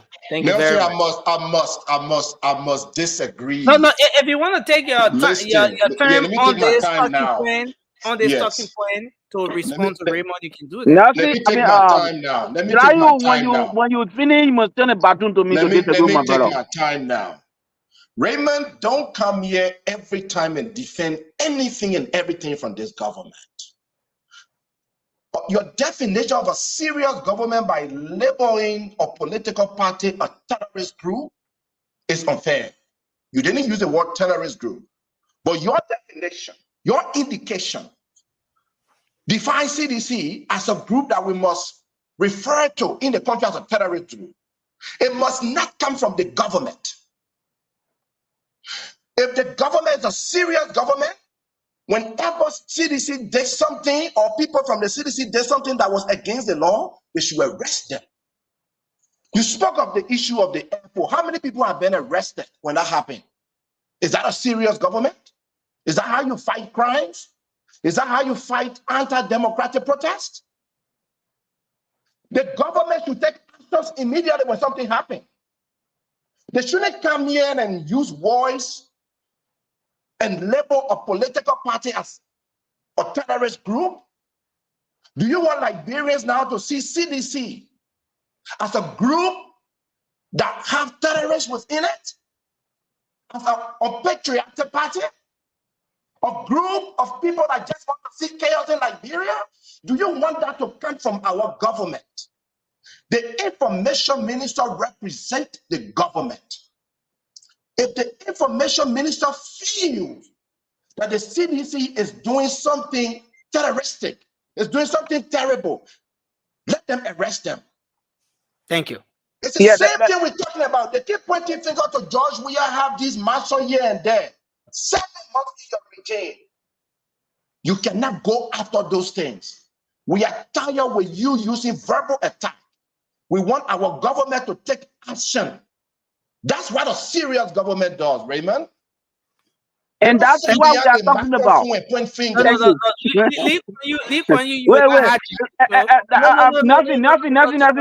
on. Nothing, hold on. I beg your indulgence, Nelson. I beg your indulgence. Nothing. I beg your indulgence. Let me just 30 seconds. Let me just take 30 seconds. I will stick to 30 seconds.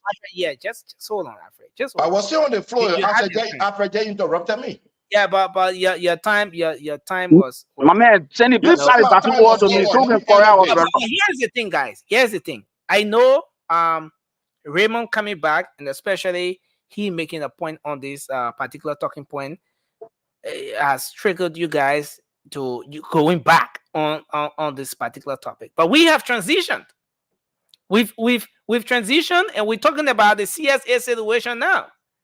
You know, so what Raymond said, his position on the previous talking point should not get us going back and, you know, just diverting everything, because we have to go to the phone lines, which is very important as well for the folks following the show, whether listening or watching the program tonight, to call in and say their position, you know, what their thoughts are with respect to these talking points. So it's very important that we go to the talking points and learn on this conversation.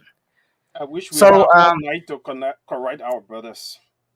So, Alfred, you want to take your time? You want to get your 1 minute 30 seconds now? Yeah, thank you so much. What we are saying to you here is this: we want an effective government, and I will borrow the word from Cindy. Government need to take immediate action. That's why we have three separate branches of government. We have the judiciary that's supposed to ensure that the laws are interpreted to our people. All right. So if a protest is being held and someone went and hold on, We're not going back to that protest. we're not going back. Come on, 1 minute, 30 seconds. Give me 30 seconds with me. I will go to the CSA issue. Yeah, you have your term, but you have to use it for what we're discussing now. Okay. My apologies. All right. Now let's talk about the CSA. Nelson, you see the reason why over 177 years we don't have an effective branch of government? You see the reason why when the guys go to debate the issues, they can be causing each other, they can leave the whole discussion and start causing each other.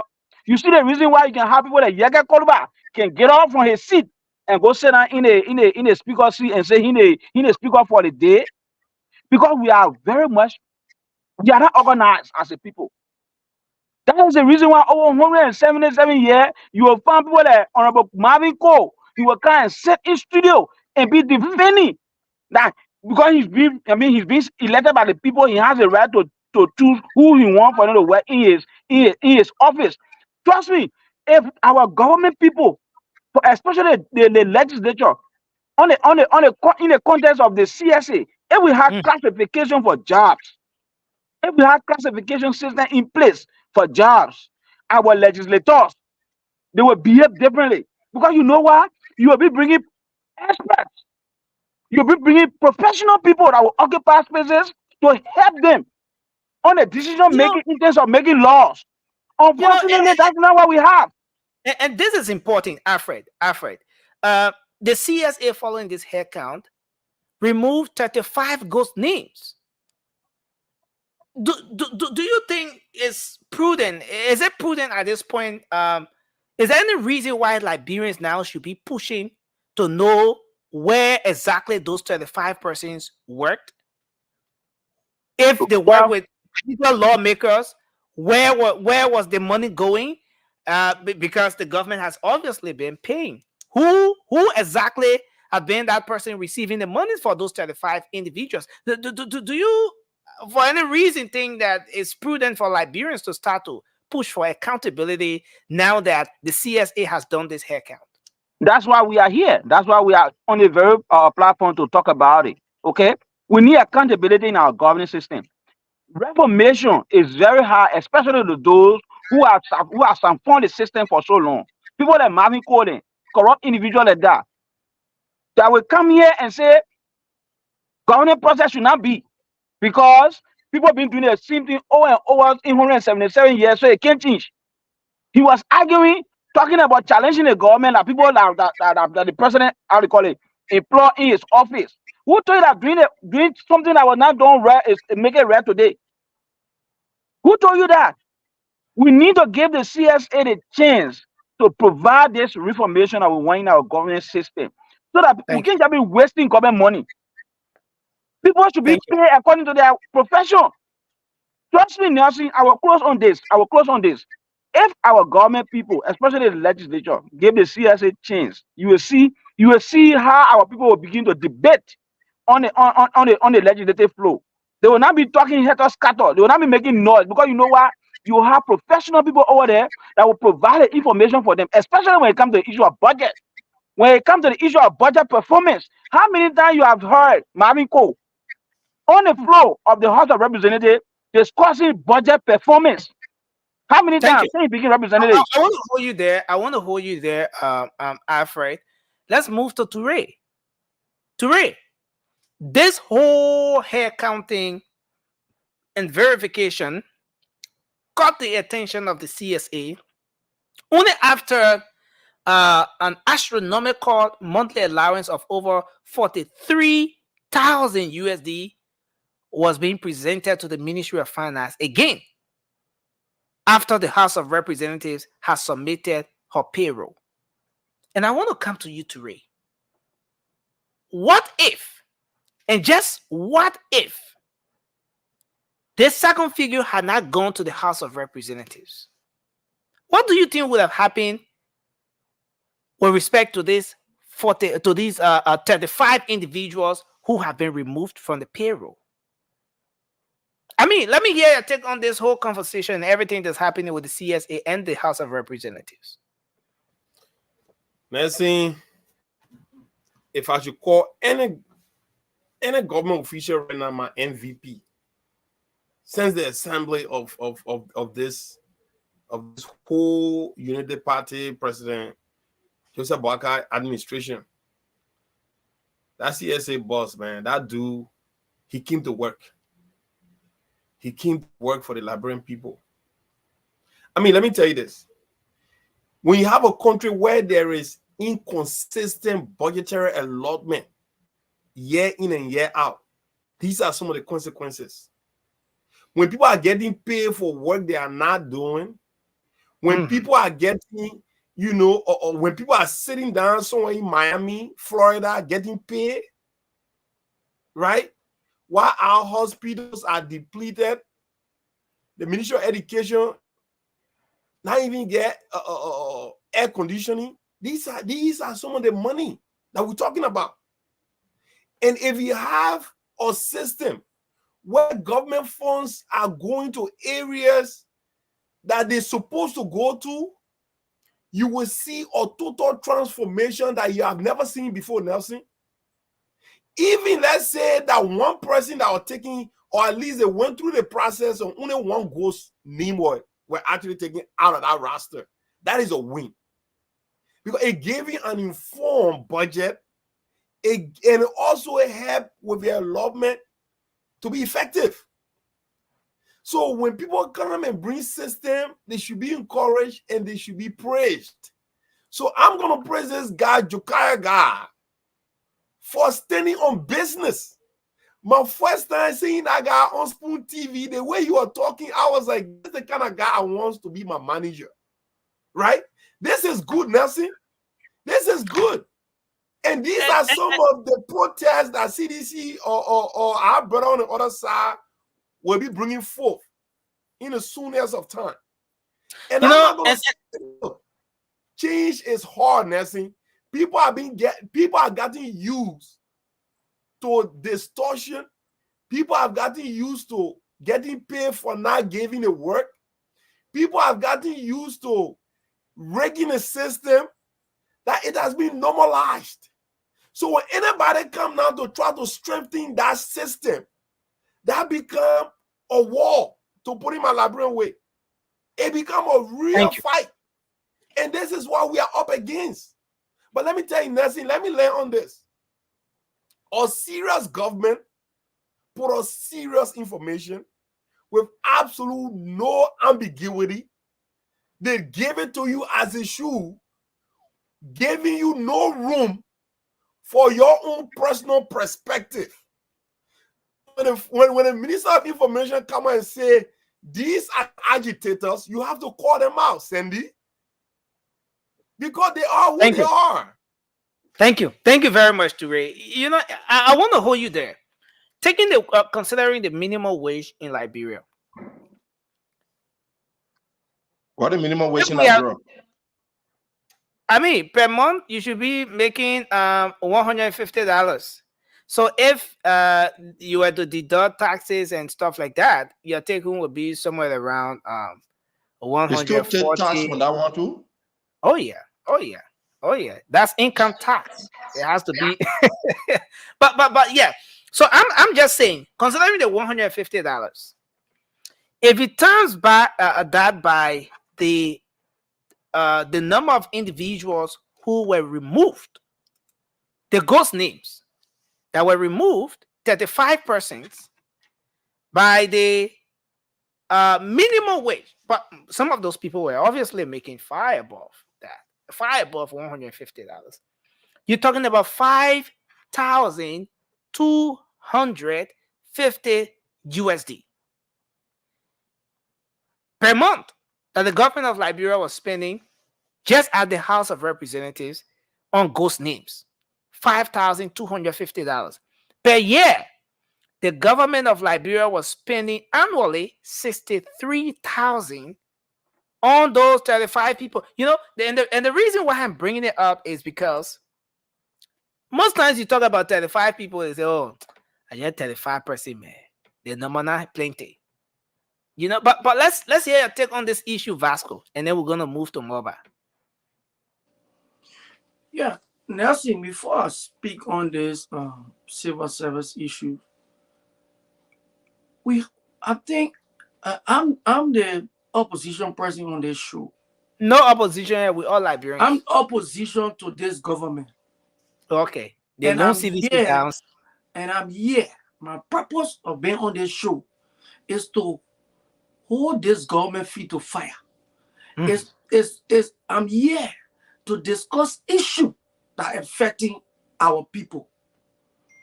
I will speak on your topic, but Vasco, don't tell me you can divert. I'm not diverting. No, please. I mean, there are a lot of bad things happening. Someday you bring it to. Like yesterday when I saw the CEO discussing some ills in this government, that's how we should be doing this show. The $22 million they spent on road, you see how the road's going. So then we bring it to. Now every time we talk about civil clean this one, promoting the government. So, Vasco, I know you hate this talking point. This particular talking point, you like it. The talking point. I got what, you know. I don't hate the talking point, but I hate the individual who is the head of the civil servant, and I got my reason why I hate this man. But I hate this man because of president. We are won the election. This man was on a public platform. Same president we are is not his president. And he will never go to Liberia until President we are his other office. And this is the man today we're discussing. But don't you think he has a right to stay away from the country and come back at any time? Yeah, he has a right. That's what I said. I don't like him. I hate him. But I hate him. I don't like him. So, this is what I have to say on this topic. Every time I listen to this ghost means something, it hurt my head. Because from day one, the first month, this man started taking people on government payroll. From day one, they may be identifying ghost name. And once you identify ghost name, the money that was going to the ghost, that money go back in government covers. Let me learn a lesson. You know, I know where you're going. Yeah. I know where you're going, Vasco. I already know where you're going. Vasco, should we at this point start to question, first of all, who those individuals are that have been taking those ghost money, and bring those individuals to book before going to where the CSA carrying the money that they're taking from those ghost names, and what sort of impact it's making? Which is a good point. I know that ghost, that spirit don't take money. If Josiah Jacket know the ghost, he should be able to. I told you the last time, anybody steal from the Liberian government, bring their name out. They think that just waste of time. Everything can tell ghost name. If you guys really show that they may is taking ghost name from the list and that money is going back in government revenue, what is it that the government cannot pay the few people that still got job? What is the sense? They're going to say government will not want to pay maybe 10 or 50%. You know what I mean? How many people they may have taken from government payroll and that money going back in government cover? What is it? The government struggling to pay the workers, the few that are working, the one who is not classified as ghosts? Why the lazy people cannot get their pay? The money that you call in Nelson, that 35%, they made phone. Okay? That amount of money alone, you know how many people 60,000 annually. Annually. So 35%, another 35% can get a pay. But what is it that government step beyond when it comes to payment? And everything that goes. That's why I'm saying everything is just rhetoric. Yeah. I don't believe anything about they make generating money for government. This is just rhetoric. I understand my point. No, I'm getting your point, Vasco. I mean, you're making a very good point here, Vasco. You're making but Vasco, here's the thing. Yeah. I know you said ghost that spirit And what spirit get to do with money business? Spirit can use money. Well, I in hell on spirit can use money with all that other aspect. But here's the thing, Vasco. Ghost in this context has to do with people whose names have been on the payroll, but the people not working, they not exist at all. No human being there or Nina there that the money can go to certain account every month. That goes now in our spirit, like in gray, you go take money, give the spirit, you put it what the spirit grave. No, I mean in this contest, this is my question, Nancy. How this, you know, Nancy, guys.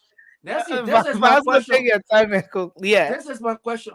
How Josiah Jacket managed to know those names? They are ghosts. Oh. When you go, you do the hair count, right? That's why they have verification. Okay, and you got those names. So they don't have those names. The ghost there, they get a ghost name. How you manage to know that there is 35 person on a payroll that they are ghosts? Where are those names? Mm-hmm. Where are those names? 35 person is just a small number. So you should be able to identify those 35 person. If there is a name and that person been taking pay, that name is in the system to go get paid from various banks and whatsoever. Why they cannot trace the name? Every day we just come here, oh, they told 100 person, 100 goes name for the other ministry. Up to today, we cannot see one name to say the government said these are some of the names that we saw and we identify as ghosts. Now see. Thank you, Vasco. We can see nothing. Thank you, Vasco. Let's take mobile on this one. Cindy and Raymond already had that time on this talking point. So we're gonna take. I have my time. I have my time where you didn't call me.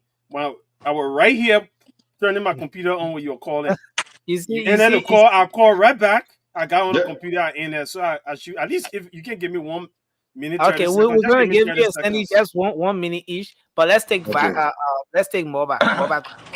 Yeah. Thank you, Nelson. You see, our brother from the other side will come and defend it. You know why? Because during their government, during the time they were in power, a lot of people were sitting in America and making money. They were just sitting, working, they're making free money. So when people talk about ghost name, it can hear them. The in-lab brother doing, even job, we have said it. He said, no job in the country, people taking pay, they are taking pay from payroll.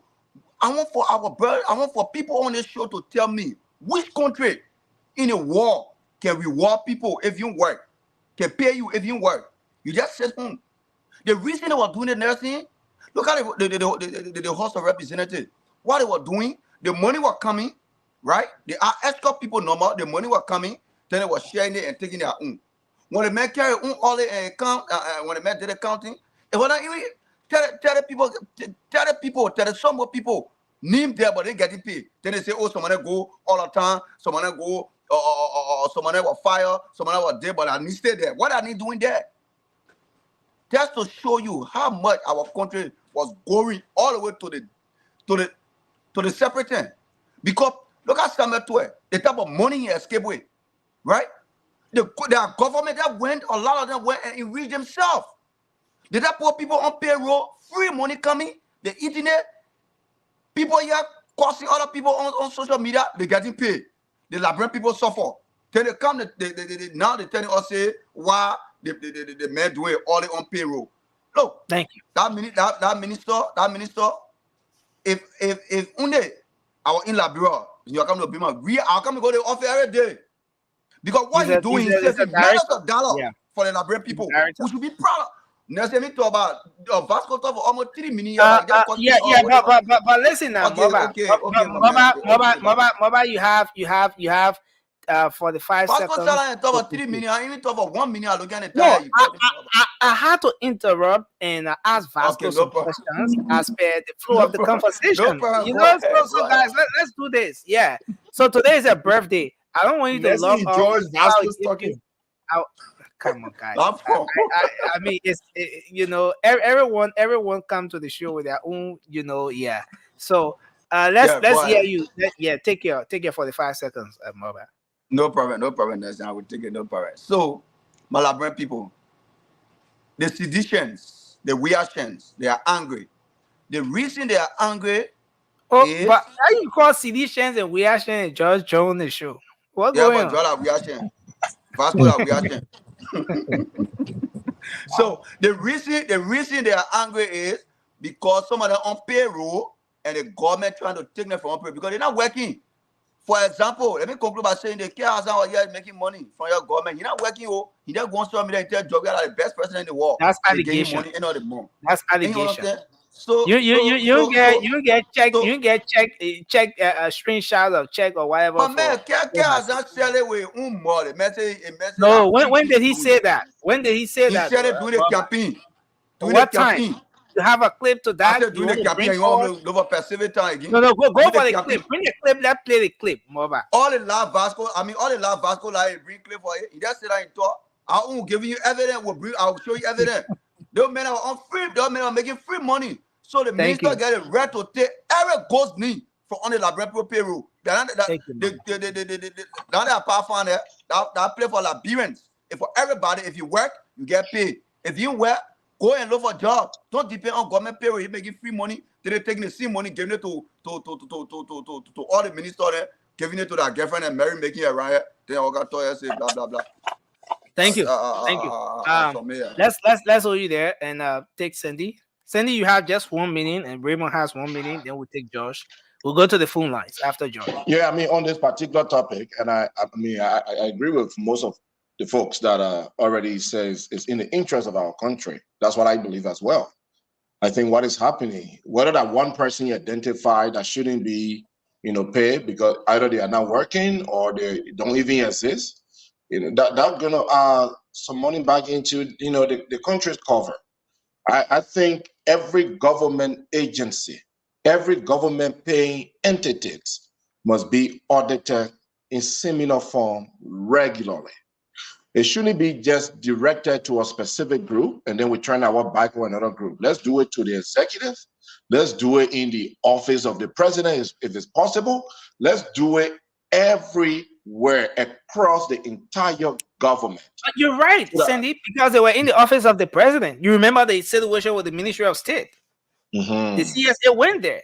They did some shakings, and 700 plus persons, has some issues, and the rest of the story, Cindy. Well, then that's good. I mean, then that's good. And that's what I want. Again, I mean, you have most of those information, so that's good. If it's going across the entire country, it's very important for us. It's really important for our country because, like I said, any money that we could get back into the cover, we could put it in the healthcare. Our healthcare is deplorable. We could put it back in the healthcare. We could put it back into the education sector. We could pay our police more. We could buy more uniform, good uniform for our police. So, I mean, I support this one. I think this one we should all be, happy.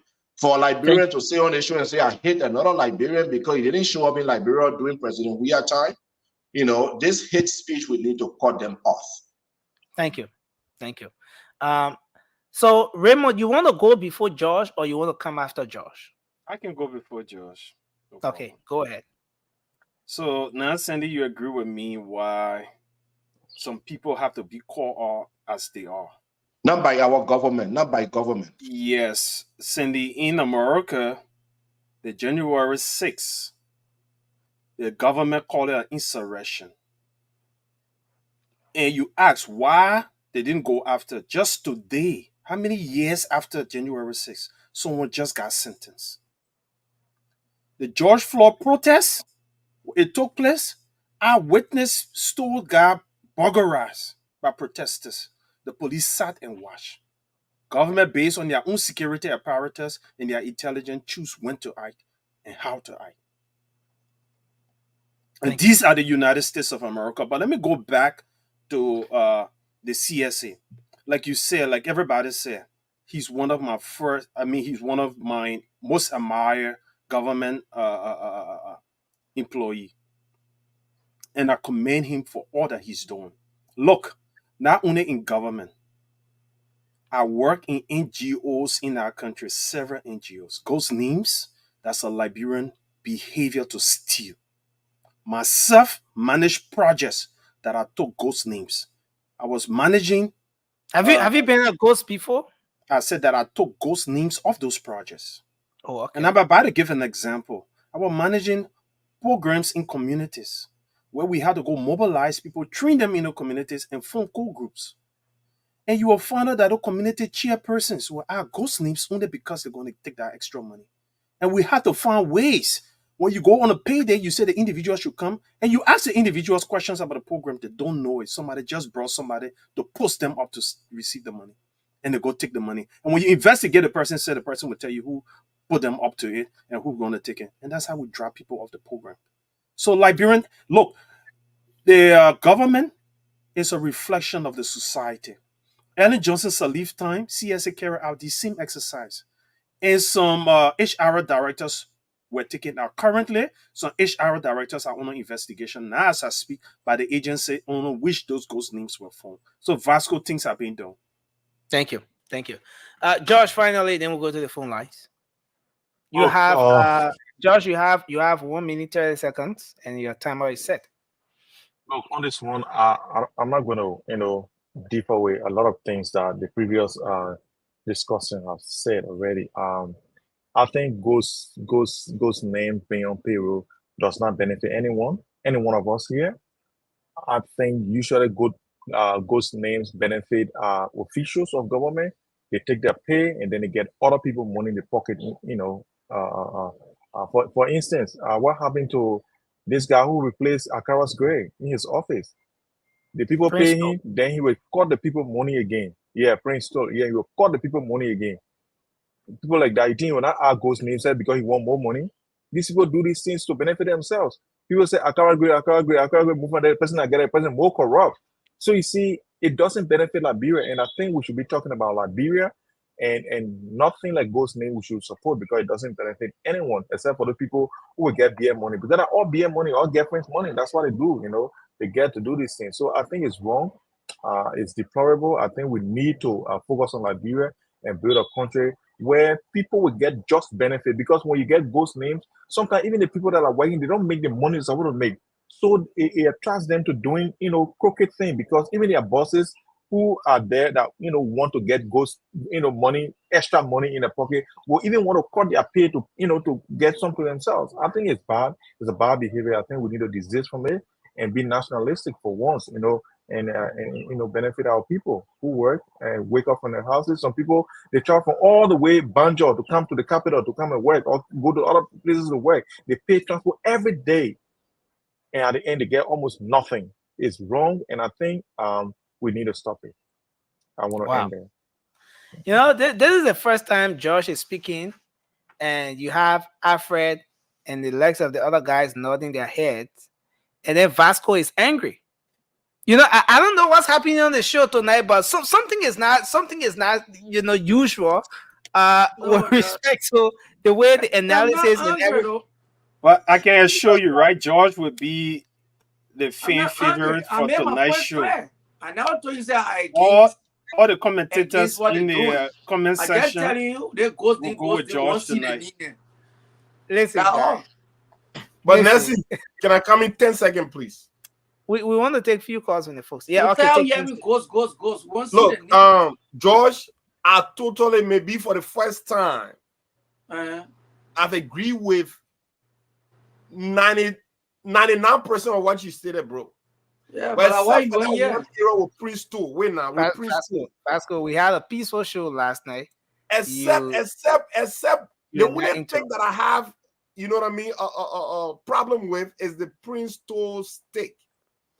Look, initially when it was reported that Prince Tour are taking money, or at least making certain deduction from his staff force pay, I had a problem with it until he explained himself. And even though when he actually made that a justification as to why he was taking money from his staff force or deducting their pay, it made sense based on their negotiation that he said he had with his staff force. That only few of them could come in his office, but majority were out in the communities. So that was an agreement. Was it good? Will I make such agreement? Absolutely not. All right. But that was the agreement. It's not like he was taking the money. People should be sitting down who and get paid. People should be sitting down who and get paid. No. Is that what Ture, guys, I want to say, disagree I with want you, to Ture. say, That's wrong. it's been a great one here. Let's go to can't- the phone lines and take few calls You from our can't use phone. government We're gonna money. take just 5 calls. That's how corruptions are done. We're gonna take just 5 Tourette is calls. just wrong tonight. Tourette is wrong tonight. He should Somebody will disappear find a for you tonight. justification for Ture, you are wrong tonight. Seriously, you are wrong tonight. You gotta no. I will not agree with you. 0 Yeah, but Ture, then don't disagree with George. If you would 05551010075. And the WhatsApp number is going to be up shortly. So we'll take 3 calls from WhatsApp, 3 calls from the local lines quickly, and then we're out. Hello, you're live. Your name and where you call from? Hello. Yes, sir. You're live. Let's hear you. Yeah, Kula, thanks for your time, and to the panelists down there with you. When you're talking about ghosting, you try to separate it because ghosting are people who sitting and not doing nothing, getting money, and some name on payroll, whereby they used to call it, I don't call it thing, they say cadet. People live with ministers, people live in certain areas, most especially students. So those names on the payroll and people consider them as cadet, those are not ghost names. Thank you very much, sir. We want to do it just in time because we're out of time already. Hello, you're live. Your name and where you call from?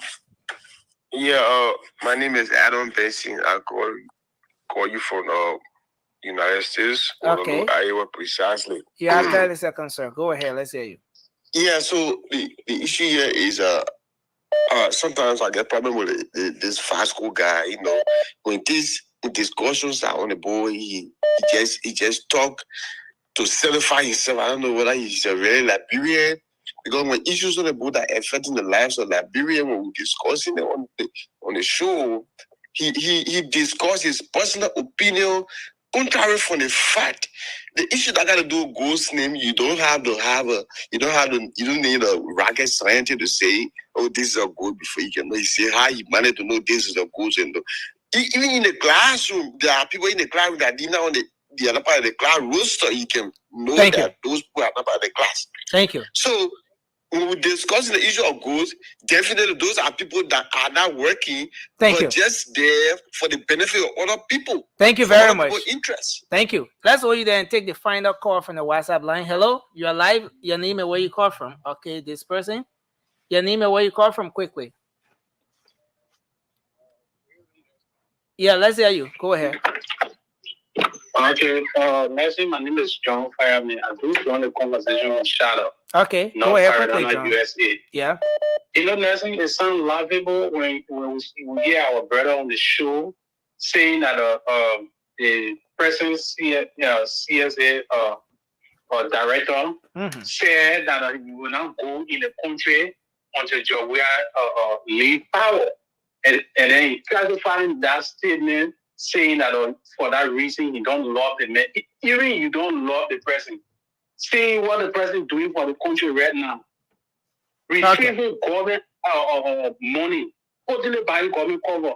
So with that, you will say because the president say he don't go to well with Georgia, so thank you. He's not doing the right thing. Thank you. It sounds so laughable. Thank you, Nelson. Thank you very much. Folks, we are out of time. I'm sorry we can't go to the local lines to take calls now. This is how we want to end up on the late night show tonight. We are seriously out of time, and I want to say thanks to everyone for joining us tonight. Tonight is our brother's birthday.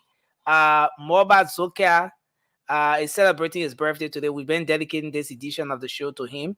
Again, Morbad, we want to say happy birthday to you as you celebrate your natal day today. And so you guys can start to do your closing, and Morbad, you can take it up from here as make adjustment in the background.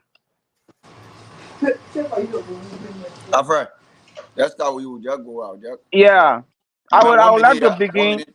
Yeah, I would like to begin with the CSA, and I would like to call on members of the legislature, especially Marvin Cole, representing Marvin Cole. Instead of trying to fight with the CSA boss, I think it would be a good thing for them to work together to be able to create some sort of, you know, work classification for the House of Representatives, so that it gives them an opportunity. Those that will be coming, those that will be elected are coming into the government from the angle of the House of Representatives. Will have a clear idea as to how to recruit people that they can work with in their offices. You don't just go take somebody because the person your friend, you can't make them, you can't make the person staff in your office when they have no level of expertise to help you do your job. You know, so I think it will be a good thing for the House of Representatives, by large, the House of Senate as well, to be able to work with the CSA to kind of develop some, you know, system that would be there for them to be able to employ people that will help them to do their job. So we don't be having too much noise in the House of Representatives when they're supposed to be discussing issue. Because right now, as I speak to you, most of the people that are being employed by our house, I mean our government officials, especially the legislature, I don't want to say all of them, but some of them don't have the requisite qualification to be able to help the legislator in terms of lawmaking, in terms of oversight.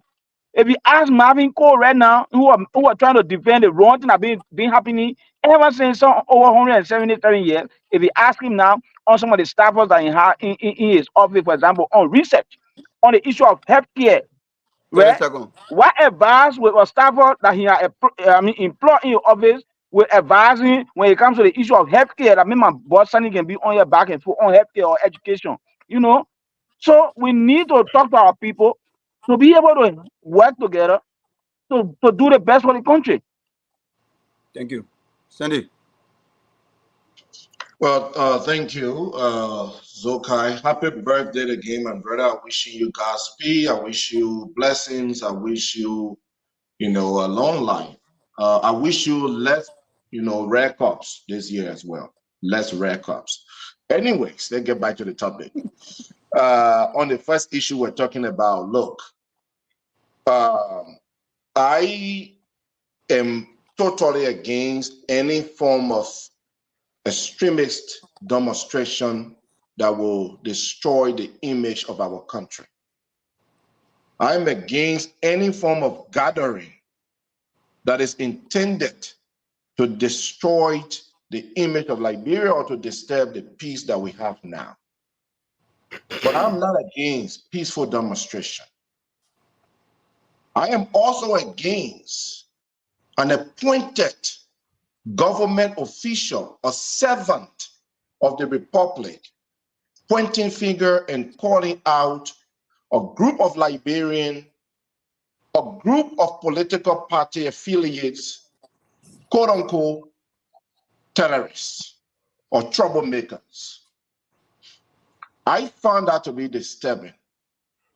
I think that should be among the political parties if they want to do it. Once you have been appointed into governance, stay in governance.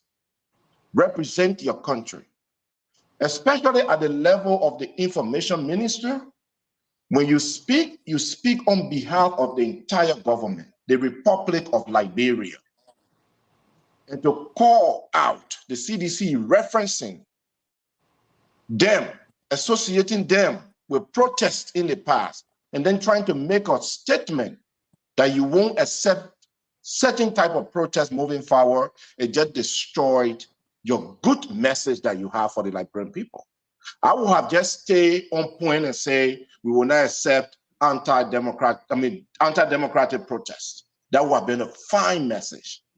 30 seconds. So that's my only point. The CSA boss, he's doing a great job. No one here would disagree.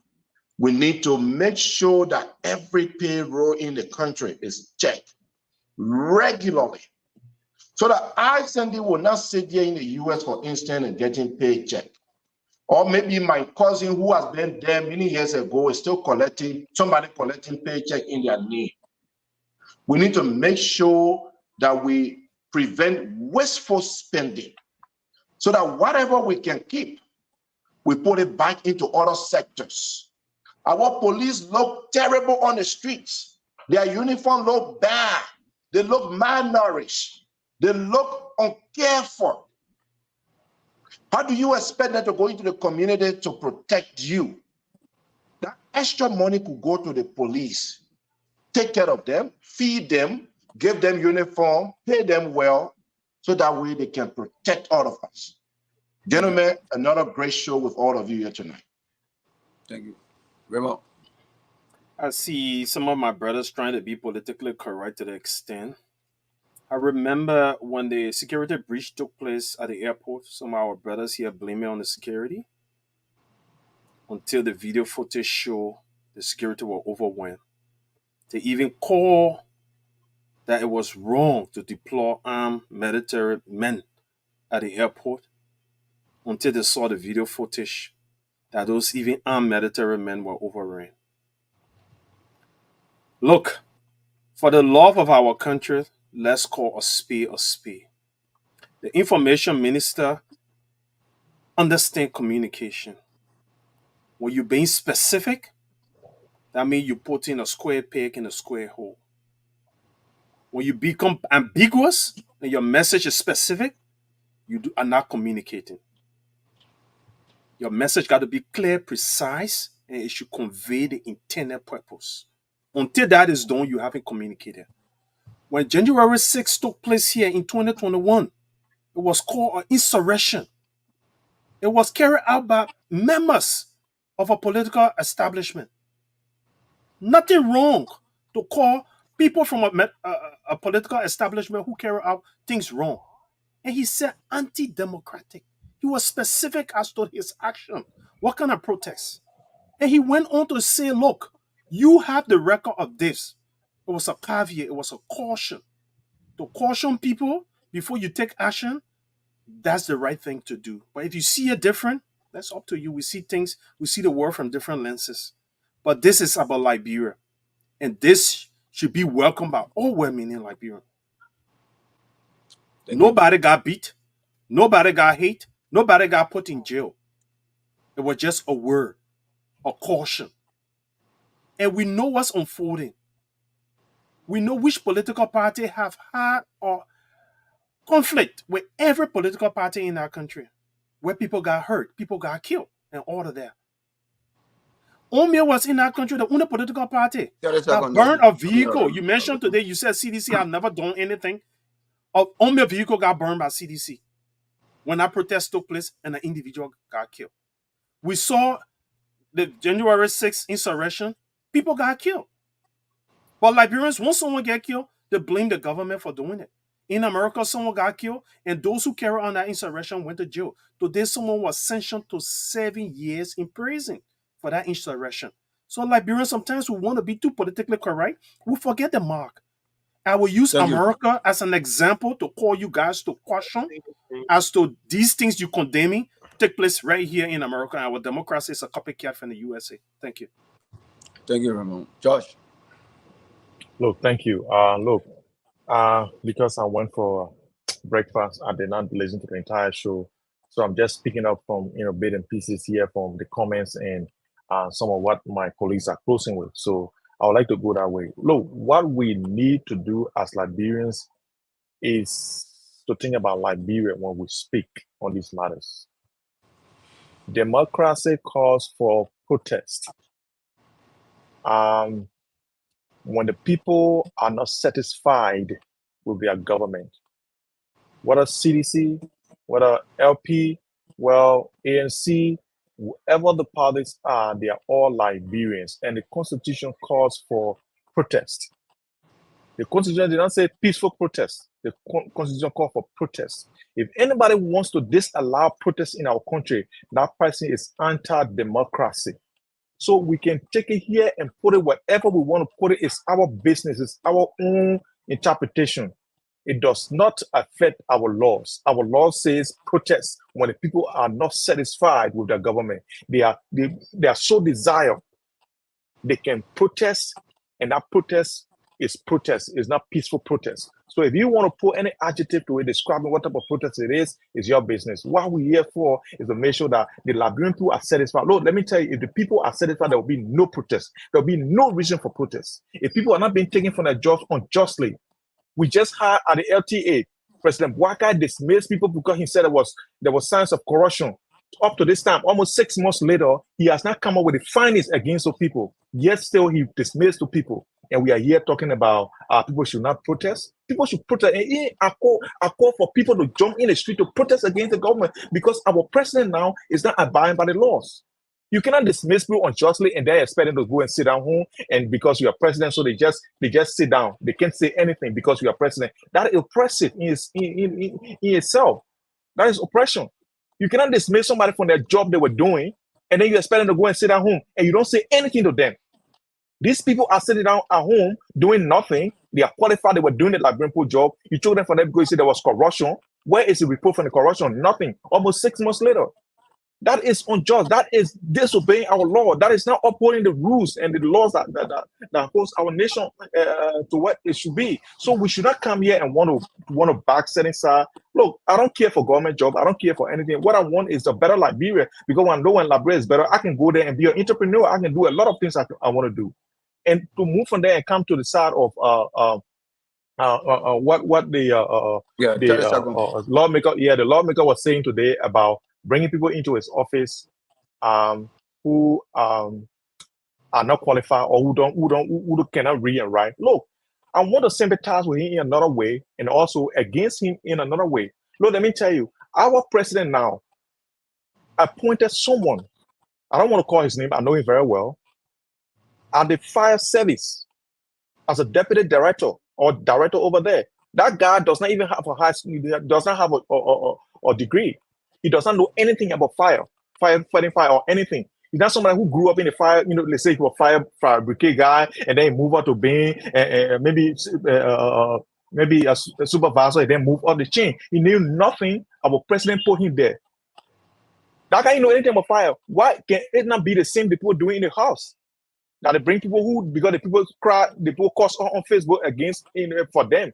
So look, everything that has to happen in Liberia must start from the top. If our president can appoint qualified people who he knows can do the job, or who are demonstrated by what the credentials are, can do the job, these people will follow in line. But our president is doing exactly the same thing that these people are doing. So when we are talking let's talk as well. Our president is appointing unqualified people.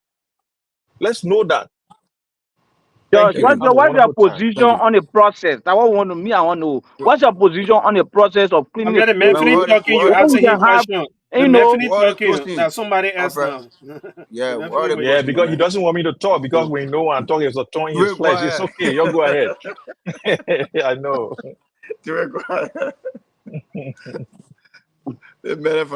So we are talking about protests. We are talking about something that is enshrined in the Constitution, the freedom, to have that. But it also talk about how we go about doing it, right? And none of us here. I want to be certain and I want to be, that against protests. I am not anti-protest. I want people to protest, but it has to be done, confinement of the law. All right. And look, at the end of the day, let be clear, guys. What we have seen over the years in our country, people will get in the street for whatever reason they deem necessary. That's not how you move a country. All right. Just because you have the right to do something does not mean you should overuse that right. Okay. And I'm not here to put cap on it, because I'm not in the right authority to do that. But there are people placed in position to determine what necessitates a protest. And if it's not within the confines of the guidelines or rules and regulations that are put in place to educate us on that, then obviously we should not sit here and start holding the government, or maybe trying to make the government feel like they are anti-protest. No, that's not what the people are doing. We have seen people make reckless remarks, reckless statements time and time and time again, right? And when these things are going on in a country that we know these things have propensity to happen, guess what? People step in. And like I said, a new coach coming to town, yeah, that look, their football club being so, players are doing whatever they want to do here, like curfew, they violate curfew and stuff like that. A new coach coming, guess what? Set the ground rules. I'm going to tolerate this. I'm not going to tolerate this. I'm going to do this. I'm not going to do this, right? The players know exactly where that coach is starting from, right? And this is what JMB is doing. I'm not infringing on your First Amendment right. You have the right to protest.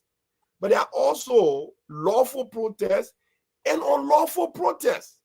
Lawful protests will be protected, but unlawful protests that have the propensity to derail our existing democracy will not be allowed.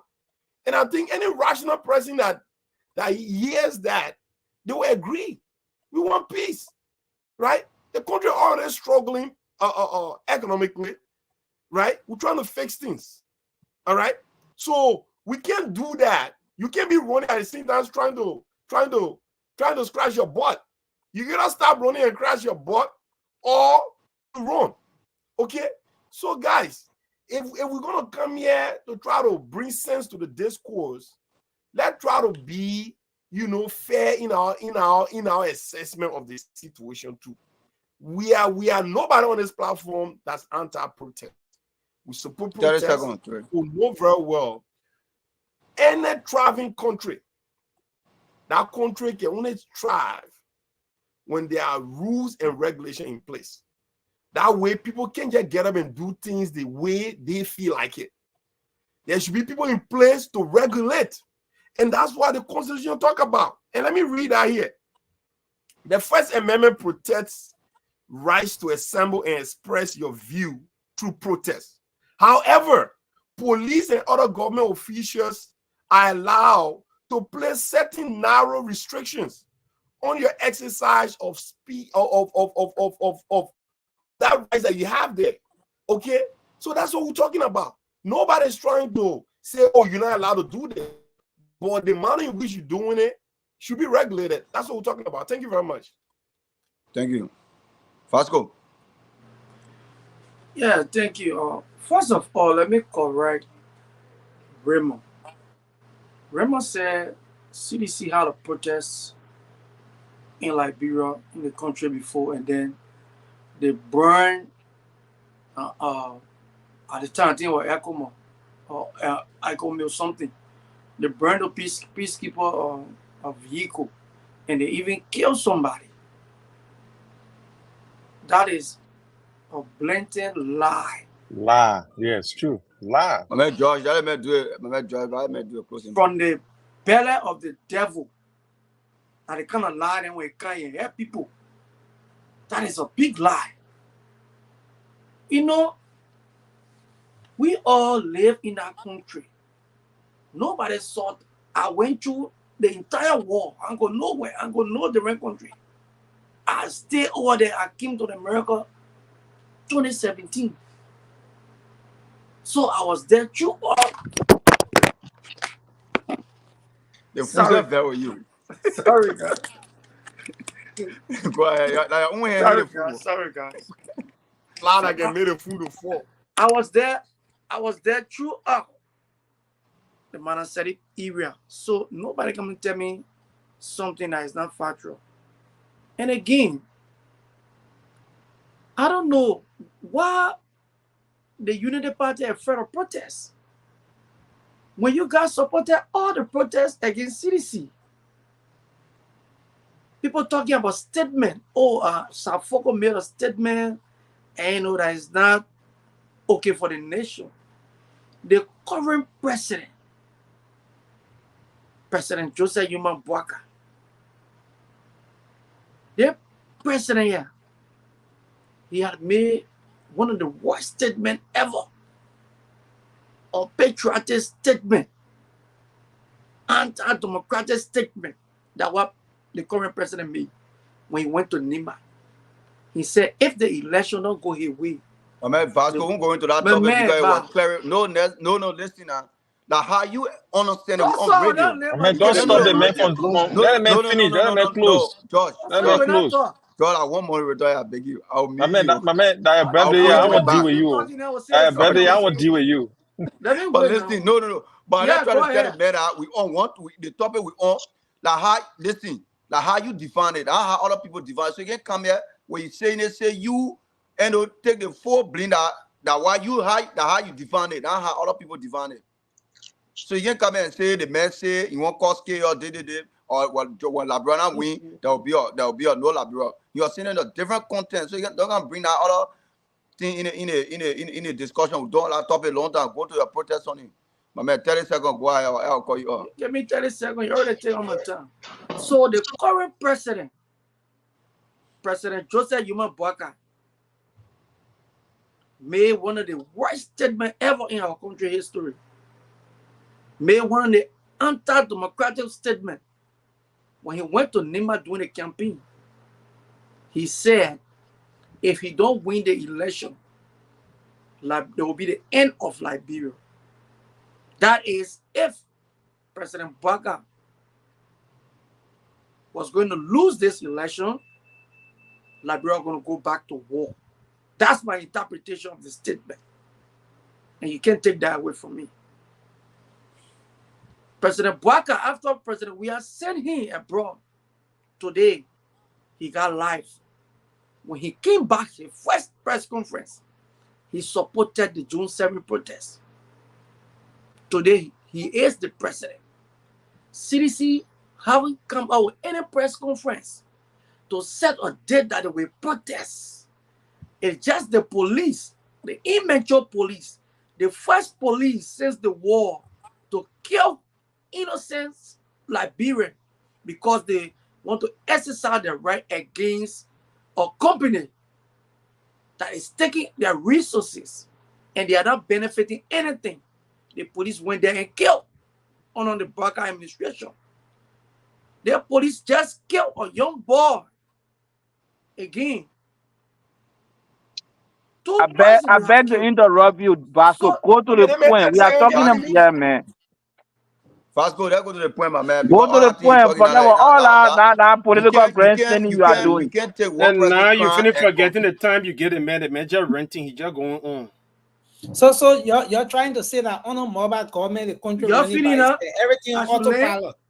No. Let's go hijack the show and the man. You guys don't know the rules. 30 seconds finish. Get 10 seconds. Vasco conclude. I'm coming to a point. I'm coming late. Vasco, stop filibustering. Go to the point. But ain't the point I'm coming to now? So before I get to the point, I can No, guys. Let's do this. On a serious note, last question that nothing. Just keep interrupting me. Everybody talking outside. I'm already thought they interrupt me. No, but guys, on a serious we're talking about protests, right? But Vasco, Vasco, the people are against the protest. Oh, he doesn't talking win now. What these people did. Vasco, win now. Vasco. You have one moderator on the show. The moderator is Moba Soke. Moba say your time was up, and then let's do this one. No. Moba needs to my time off. Let's do this. When we Moba is not my moderator. Moba is not my moderator. Moba didn't say my time off. Come on, Moba is the I respect him. My man, 30 seconds gotta go, but let me do Vasco conclude. Yeah, so let me end now. Okay, go ahead. So look, and the Justice Minister spoke, and the Information Minister spoke. We waiting for Jeremiah Kuhn to speak, and we waiting for President Boakai to speak. We waiting for all the ministers in the government to speak. The day the Liberian people wake up and they want to protest, they will get on the street and protest. Nobody can stop any Liberian from exercising the right I submit. Thank you. So you did this deliberate, not to even talk about Joka because you hate Joka. No, but the man, no, don't receive money. I can't be talking about ghosts. The ghost did it Well, too much. guys, We gotta clear that all. I And we think clear I everybody think off. I think it's been a great show. I want to say thanks to everyone. I don't know how mobile handle the Nelson, 1 minute, right? Vasco and what his name? I made a comment here. Vasco and George said a lie, and I want to reference a BBC account. Vasco, can you position your camera? No, Vasco, you heard in our eyes. A BBC account and a router account that specify what I said, that an individual got killed and the vehicle got damaged after CDC riot that day. So what makes it a lie? I said that CDC carried out a protest before, that an individual died. I didn't say CDC killed. I was equating it to the January 6th protest. I said in the January 6th protest, someone died, but the U.S. government will not blame for the person who died. Those rioters were blamed, and the person who even got killed was blamed for not being in the right place, and the security did the right thing by shooting them because they should not have been there. When CDC did it, the CDC did the same thing, someone got killed. When an unmanned vehicle got damaged, in the BBC and the router account. So y'all go there and check it. When you're calling someone lie, and I'm saying it for the audience to go and verify this stuff. Rainbow, not what you said, man. That's what I said. I said a person got killed. I even talked about it January 6th. I said someone got killed. You know, yeah, the man good. I CDC killed somebody. No, I said what CDC. I mean, we're not having an argument. Oh, I don't care. Happy birthday, son, to our boy. I let him go. Talking about public peace. And George said that. Just 1 minute. I mean, just few seconds. I think the point is across now. No, few seconds. Raymond will do it after the show. George said that the Constitution said protest. It never said nothing about peaceful. No. George, the Constitution don't even mention the word protest. It said peaceful assembly. Assembly. Orderly assembly. It never talk about protest. But we equating protest to assembly. Thank you. I think want an after party or what? The after party. It's been a great show so far, and I want to appreciate everyone. Again, as always, we want to say thanks to you, and then Moba. Happy birthday to our dear brother.